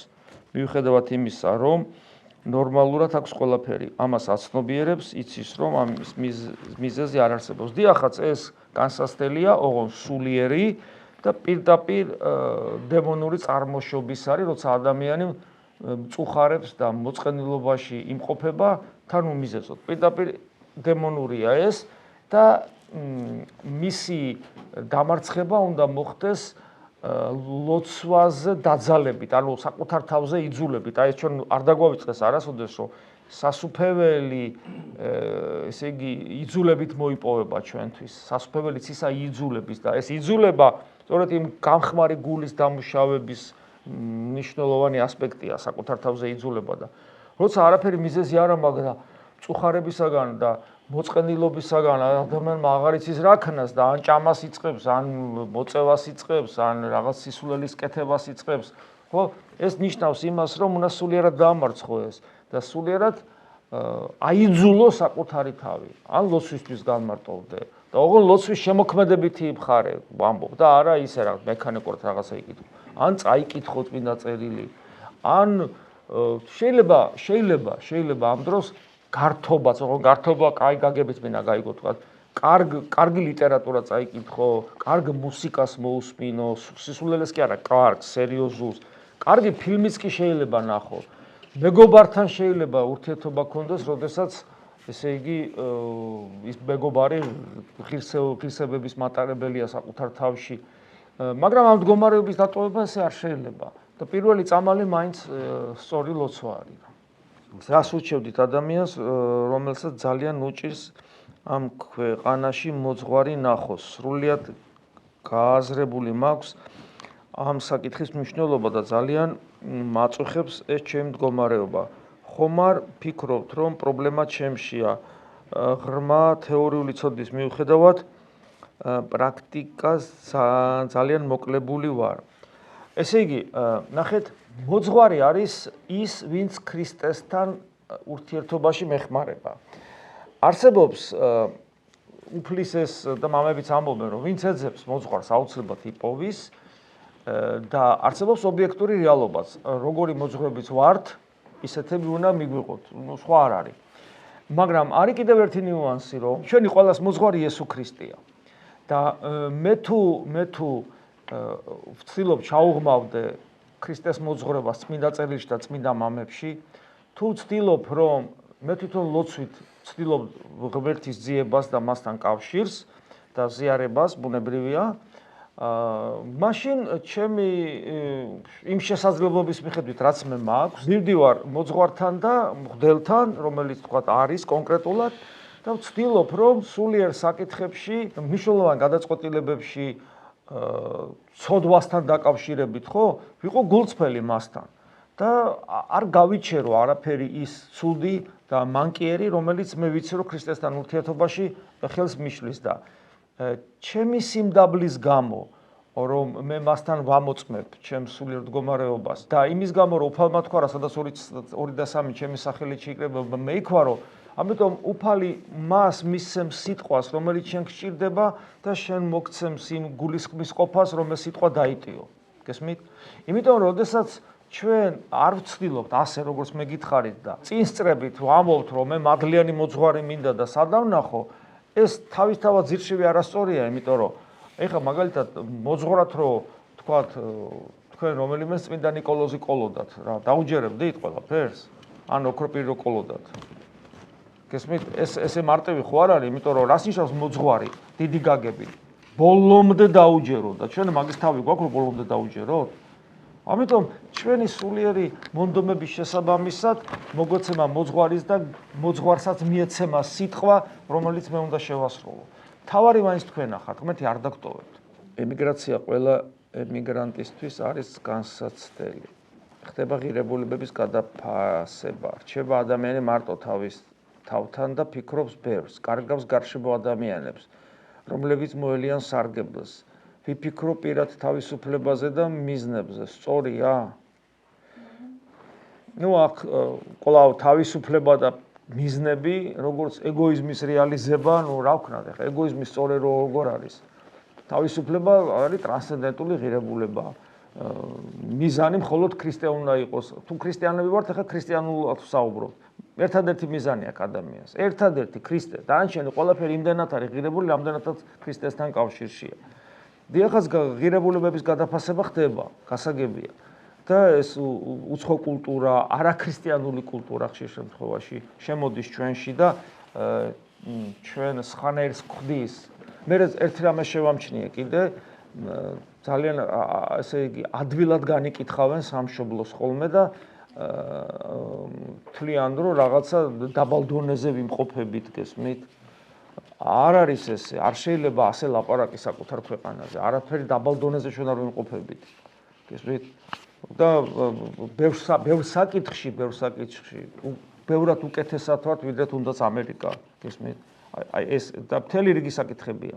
ანუ, იმიტომ რომ გესმით როგორ არის ქართველობა ამ სიტყვის დიდი გაგებით, ქართველობა როგორც ქრისტეს მცველი ერი თავის წიაღში, ეს ქართველობა არ გადაჯიშებულა. ეს ქართველები რომ გამქრალიყო, ახლა ჩვენ აქ ვარ ვიჯდებოდით. თქვენც ეს ქართველები ხართ, ქრისტეს მცველი ერის, თავის თავში ეკლესიის დამცველი ერის წარმომადგენლები ხართ და იმიტომ ხართ აქ, ხო? და იმიტომ ვართ, იმიტომ შევხვდით. და იქაც ეს ხალხია, ერთი გენეტიკური, ერთი ხალხი ვართ, ერთი ერი ვართ. საერთო წინაპრები ყავს, ჩვენ ძმები და დები ვართ ერთმანეთის. და როგორ შეიძლება ქრისტეს მცველი ერი, ხო? იყოს ერთად ცხოვრობდეს, გქონდეთ სახელმწიფო და ეს სახელმწიფო იყოს უვარგისი. არც კი უნდა დავძრათ ეგ სიტყვა, გესმის? ის ჩვენი ქვეყანაა, ჩვენი სამშობლო, ჩვენი წინაპრები იქ არიან, ჩვენ იქ უნდა დავბრუნდეთ და ნაკლი ცუდი ქვეყნის რამდენიც გინდა. მაგრამ ეს არ მაძლევს მე უფლებას, რომ მე მას ზურგი შევაქციო. ეს მაძლევს მიქმნის მოტივაციას, რომ მე თუ რამე შემილია მას დავეხმარო. გახსოვთ ილია მართალი რო ბრუნდება, რამდენი წლის არის? 24 წლის არის მგონი. და ლექს რო წერს, რომ სამშობლო მთებო თუ არ ვწდები რაღაც ესე, აი როგორ გემსახურა პატარა ბიჭი, 24 წლის ბიჭი. და მთელი ცხოვრება ფაქტურად მიუძღვნა სამშობლო სიყვარულს. და ილიასნაირები რო არ ყოფილიყვნენ, ჩვენ საქართველოს დაკარგულიც კი გვექნებოდა. ასე რომ მე ვფიქრობ, რომ არ უნდა მისცეთ. აი, ნახეთ, ცოცხალი ორგანიზმი რითი განსხვავდება მკვდარისგან. მკვდარი ორგანიზმი, ბიოლოგიური ორგანიზმი, რა ტემპერატურას გარეთ არის, ის არის შიგნით. რა მიკრობებით დაესევა, ეს მიკრობები ჭამს და ანადგურებს. ცოცხალი ორგანიზმი როგორ არის, თავის ავტონომიურობა გააჩნია, მიკროკლიმატი და 36.6-ია ყოველთვის. გარემო ტემპერატურის და მიუხედავად და უამრავი ბაქტერიების და შეტევისა, ის მაინც სიცოცხლეს ინარჩუნებს. ანუ არ შეეზილება, სანამ ცოცხალი არ შეეზილება გარემოს. და სულიერადაც ცოცხლები უნდა ვიყოთ. მოვედი აქ და გარემოსგან იღებს, რაც მას სჭირდება. გარემოსგან იზოლირებული კი არ არის ცოცხალი ორგანიზმი. გარემოსგან იღებს, რაც მას სჭირდება საიცოცხლოდ კარგს, ცუდს არ იღებს და არ შეეზილება. აქ რო ადამიანი ჩამოდის, იმდენად ძლიერი უნდა იყოს ჩვენში ქრისტიანობა და ქართველობა, რომ არ უნდა დავკარგოთ ეს, არ უნდა შევეზილოთ აქაურ კულტურას და ის რაც დიდებულია ამ ქვეყანაში, ის მივიღოთ. და მიღებული, როცა ჩავალთ სამშობლოში, მისი რეალიზება მოვახდინოთ, როგორც აკეთებდნენ ჩვენი წინაპრები. აი ეს არის. აი ესე უნდა გაკეთდეს, ესე ვფიქრობ რა. როდესაც შვილებს არ აქვთ სურვილი ეკლესიაში სიარულის, ამ დროს შეიძლება დავაძალოთ და იძულებით წავიყვანოთ ეკლესიაში. არა. იძულებით ღმერთს ვერ შეიმეცნებს, ვერავინ. აბა რა გავაკეთოთ? პირადი მაგალითი. მხოლოდ პირადი მაგალითი. სხვა არ არსებობს, არაფერი ვერ კეთებ. მაქვს ერთი შეკითხვა, ზოგჯერ ცხოვრებაში მაქვს პერიოდები, როდესაც ვზნობ, რომ ქვემოთ მართულ სპირალში ვარ. ამ დროს გამოსავალს ვერ ხედავ და ვერ პოულობ. გამოსავალს ამ მდგომარეობიდან და ეს მდგომარეობა მიბიძგებს, რომ კიდევ უარესად მოვიქცე. რას? ვაი, მე უფიქრე რაღაცა. ვერ ხოდიშ გიხდით ვერ წავიკითხე. რასაც კიდევ უფრო ღრმად ჩავყავარ, როგორ ვიპოვა ორმოდან ამოსასვლელი გზა. იცით, მე ერთი გზა ვიცი მარტო, იესო ქრისტე, ერთი კიბე ვიცი, იესო ქრისტე, ერთი ნათელი ვიცი, იესო ქრისტე, ერთი სიცოცხლე ვიცი, იესო ქრისტე და ერთი საშველი ბადე, რომელსაც უნდა ჩავეკიდო და ამოვიდე მარადიული დაღუპვის ორმოდან, ეს არის იესო ქრისტე. პანაცეა ეს. ანუ აბსოლუტურად უნიკალური წამალია ეს, გესმით? იესო ქრისტე, ღმერთი, სიცოცხლის, სიყვარულის, ყოფიერების ცოცხალი, ესე იგი, წყარო, ტრანსცენდენტული, ანუ არ არის სივრცე, არ არის დრო, არ არის მატერია, რაღაც სხვა ყოფიერება და ის მოვიდა ადამიანად. და რადგან შენ მის მსგავსად და ხატად შექმნილი ხარ, ამიტომ გაქვს შესაძლებლობა არა მარტო მისი ცნობისა, არამედ მასთან კავშირისა. ქრისტესთან კავშირი ამოგიყვანს ამ ორმოდ. სხვა წამალს მე ვერ შემოგთავაზებ. როგორ უპასუხოთ ადამიანების უსამართლობას ჩვენს მიმართ? ვეძიოთ სიმართლე, თავად თუ ღმერთს მივანდობთ ამ უსამართლობასთან გამკლავება. რაღაცა დოზით ადამიანმა შეიძლება, რა ვთქვათ, გარკვეულად ადამიანური რესურსით უსამართლობის წინააღმდეგ იბრძოლოს, მანამ სანამ ქრისტეს ცნებების დარღვევის კენ არ გიბიძგებს საკუთარი სიმართლით მოქმედება და ეს უკვე ქრისტეს საწინააღმდეგოა. ზოგადად სახარებაში არის ყველაფერზე პასუხი. აი ქრისტე როგორც მოიქცეოდა, ისე უნდა მოიქცე. თუ რამე კონკრეტული შემთხვევა არის, რომელზეც პასუხ სახარებიდან ვერ იღებ, ერთადერთი მიზეზია წმინდა წერილს არ იცნობ. და წმინდა წერილში ყველაფერზე პასუხია. და აი ამ დროს ჭირდება მოძღვარი, მიდიხარ მოძღვართან და ეუბნება, ესეთი სიტუაცია მაქვს და ქრისტიანულად როგორ მოვიქცე. გესმით? აი ეს არის. ჩემს მეგობარს არ სწამს ღმერთის და ამას ძალიან განვიცდი. როგორ დავეხმარო მას? გამუდმებით ვცდილობ მასთან უფალზე საუბარს. შევძლებ თუ არა ამით მის დახმარებას. უნდა ისაუბრო თუ მას ეს საუბარი მოსწონს, თუ ამ საუბარზე მოდის და ინტერესდება. მაგრამ აქაც ზომიერებაა საჭირო. ზოგჯერ ადამიანი რელიგიურ ზნობებს იკმაყოფილებს სხვასთან რელიგიურ თემებზე საუბრით. როცა თუ აღმოაჩენ, რომ საუბარი საუბრად რჩება და ეგ საუბარი კი სიამოვნებს, მაგრამ შენ გფიტავს და შედეგად აღარაფერი აღარა გვაქვს, ეს საუბრები უნდა შეწყდეს რა. და ერთი რამეა კიდე, რომ ქრისტეს ღმერთობას და ვერც ღმერთის არსებობას და ვერც ქრისტეს ღმერთობას ლოგიკურად ვერავის ვერ დაუმტკიცე. ვერავის.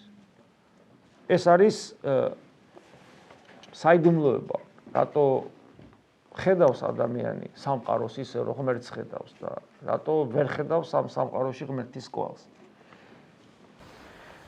შესაძლებელია განვიხილო ადამიანის ქმედება, რათა გავიგო რა არის მართალი და რა მცდარი.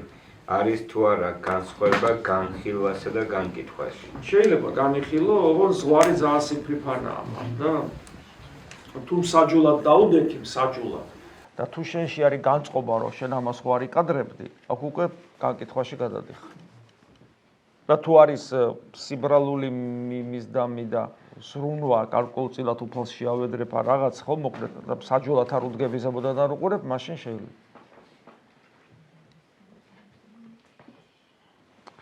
თქვენი ლექციებიდან ვიცი, რომ რწმენას მოაქვს იმედი და მერე სიყვარული და ბოლოს თავისუფლება. მიხარია, რომ გყავს ასე ახალგაზრდა აუდიტორია. ჩემს გარშემო ასევე არიან ახალგაზრდა ადამიანები, რომელთაც აქვთ იმედი, სიყვარული და თავისუფლება.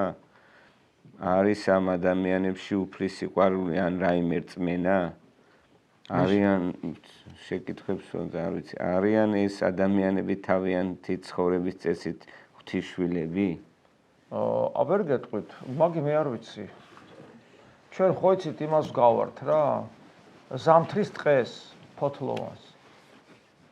ხო და ზემოდან გადავხედეთ და ნეტა რომელია გამხმარი ხე და რომელია ცოცხალი. პასუხს ვერ გავცემთ. თუ ესე შორიდან შევხედავთ. პასუხს გავცემთ გაზაფხულზე, როდესაც დაიწყება აკვირტება ხეების და დაფოთვა. და რომელი ხერს არ დაიფოთლება და არ აიკვირტება, ის მკვდარი ყოფილა. მოვა გაზაფხული. ეს გაზაფხული ქრისტეა. მოვა. ან გარდავიცვლებით, ან საბოლოო ჯამში დაბრუნდება ის და ყველანი ერთად დავინახავთ ვინ ცოცხალი ვარ და ვინ მკვდარი. ჩვენ არ შეგვიძლია ადამიანის შევაფასოთ. აი მაგალითად მარიამ ეგვიპტელი მთელი ცხოვრება, გარკვეული ნაწილი ცხოვრებისა საშინლად ცხოვრობდა. ხო დაგვენახა, რას ვიტყოდით? აუ ეს ვინ არის? მაგრამ სინამდვილეში იყო ცოცხალი ხე იყო, გესმით? არ იყო მკვდარი. და მე იმხელა წმინდანი გახდა. ხო? აი ჯვარცმული ავაზაკი, ხო? მთელი ცხოვრება იყო ბოროტმოქმედი. ხო დაგვენახა, რას ვიტყოდით? ეს ვინ არის? მაგრამ ნახეთ საოცრება. არ იყო მკვდარი ხე და აიკვირტა, გესმის, ქრისტესთან შეხების დროს. და ფარისეველი ვიღაცა იქ, ხო? გეგონა რომ ცოცხალია, ცოცხალი ხია და ქრისტესთან შეხებით ჩახმა და ჩამოიმტრა საერთოდ. ქრისტესთან მიმართებაში ხდება ეს ყველაფერი და ეს საბოლოო ჯამში გაირკვევა, როცა წარსდგებით მის წინაშე. ამიტომ არავის განკითხვის უფლება ჩვენ არ გვაქვს. როგორ განვასხვაოთ ერთმანეთისგან ფანატიზმი და რწმენა ადამიანში? უცებ პასუხი რაც მომივიდა ეს არის ფანატიზმს ადამიანი არ უყვარს და მორწმუნეს ადამიანი უყვარს. ორივე ამბობს რომ ღმერთის სიყვარულით არიან. ნამდვილი რწმენას და ფანატიზმის ღმერთისადმი წესებს შეასრულებენ, იტყვიან რაღაცა ორივეს ღმერთი უნდა და ვერ გაარჩევ. საკმარისია ადამიან და არა და საკმარისი კი არა აუცილებელია ჯვარი ხო ვერტიკალი ღმერთთან და ჰორიზონტალური ადამიანთან ურთიერთობა. როგორც კი მათი დამოკიდებულება ადამიანებისადმი როგორია დავაკვირდებით ამ დამოკიდებულებას იქვე აღმოვაჩენთ. ფანატიკოს ადამიანი არ უყვარს. ის ადვილად იმეტებს ადამიანს ჯოჯოხეთისთვის. და ზოგ შემთხვევაში ცოდვილო ჯოჯოხეთში ხდება ამას სიტყვიერად გამოხატავს სიხარულით. როგორ დავანახო ადამიანს ეკლესიის გზა, როდესაც მას აქვს არგუმენტი ეკლესიაში მის დგას, რომ გამოდიან უფრო ცუდს აკეთებენ, ვიდრე მე რომ არ დავდივარ ეკლესიაში. ეხლა ადამიანს როცა ყველაზე კაი გონია დედამიწაზე თავის ეკლესიაში არ მივა. გესმით? აი წარმოიდგინეთ საავადმყოფო, სადაც ადამიანები არიან ავადმყოფები და ზოგი კვდება საავადმყოფოში. ცოცხალი არ გამოდის. ნუ ზოგი განიკურნება, თქვა, ზოგი ისე, ზოგი ასე. ეხლა ადამიანი საავადმყოფოში რა შემთხვევაში დაწვება? თუ თავს იგზნობს რომ ავათარი, თუ თulis რომ ჯამთელია საავადმყოფოში ხوار დაწვება. აი დაახლოებით ამ მდგომარეობაში ადამიანი, რომელსაც საკუთარი თავი ყველაზე მართალი გონია, მართალია, სხვებს ჯობია, ეკლესიაში ყოფებს ხო ჯობია, მეზობლებს ჯობია, მთავრობას ნამდვილად ჯობია, ყველას ჯობია რა. ეხლა თუ ყველას ჯობი ვარ, შედალოცულო. როგორ უნდა მოვიდე ეკლესიაში, რომელიც ამბობს, ქრისტე ამბობს, რომ მე მოვედი ცოდვილებისთვის და არა მართლებისთვის და შენ თუ მართალი ხარ, შენი გული ქრისტეს არ იღებს, გესმით? და იესო მხსნელს ნიშნავს და სახსნელი რა მჭირს ახლა ჩვენში დარჩეს მე. სახსნელი ჭირს ჩემ მეზობლებს, აგერ მოკლედ რა ტიპია და ახლა ეკლესიაში დადის თვითონ წმინდანია. აი სახსნელი მაგას ჭირს. მე რა მჭირს გადასარჩენი, მე ესეთი კარგი ვარ, რომ გარდავიცვლები, აუცილებლად სამოთხეში მოვხდები. ასეთი ადამიანის გული ქრისტეს საჭირებას ვერ გრძნობს. ახლა ვიღაცამ შეიძლება თქვას, ეგება მართლა წმინდანია და მართლა მართალია ეს ადამიანი და ეგება მართლა არ ჭირდება ქრისტე. ხო და იქნება ქრისტეს გარეშე. არ ჭირდება. გესმით? ნახე იონე მოციქული რას ამბობს? თუ ვინმე იტყვის, რომ ცოდვა არ აქვს, მას ქრისტე მატყუარად გამოყავს, იმიტომ რომ მან თქვა ქრისტემ, რომ ყველა ცოდვილია. ცოდვა ჩვენ ხშირად გონია რაღაცა, აი კაცი უნდა მოკლა და რაღაც საშინელება გააკეთო. და რატო და სილამგეში ცოდვა სხვა რამეა. ცოდვა ეს არის ღმერთისგან განშორებულობა. და რატომღაც ადამიანები, რომლებიც საკუთარი სიმართლით ორიენტირებენ სამყაროში და საკუთარი სიმართლის უტყუარობაში დარწმუნებულები არიან, რატომღაც გონიათ ამ ადამიანებს, რომ ღმერთთან კავშირი აქვთ. რაბას ახარება წაიკითხოს მე და წმინდა მამები აღმოაჩენს, რომ საშინელ ცივწყალს გადაასხავს ასე დროს ადამიანს სახარება. გამოაფხიზნებს. დიდი მადლობა დღევანდელი დღისათვის, დიდი მადლობა მამა თევდორეს, მამა მატათას, თითოეულ თქვენთაგანს მობრძანებისთვის და ღვთის მადლით წყალობა გვეწეოდეთ.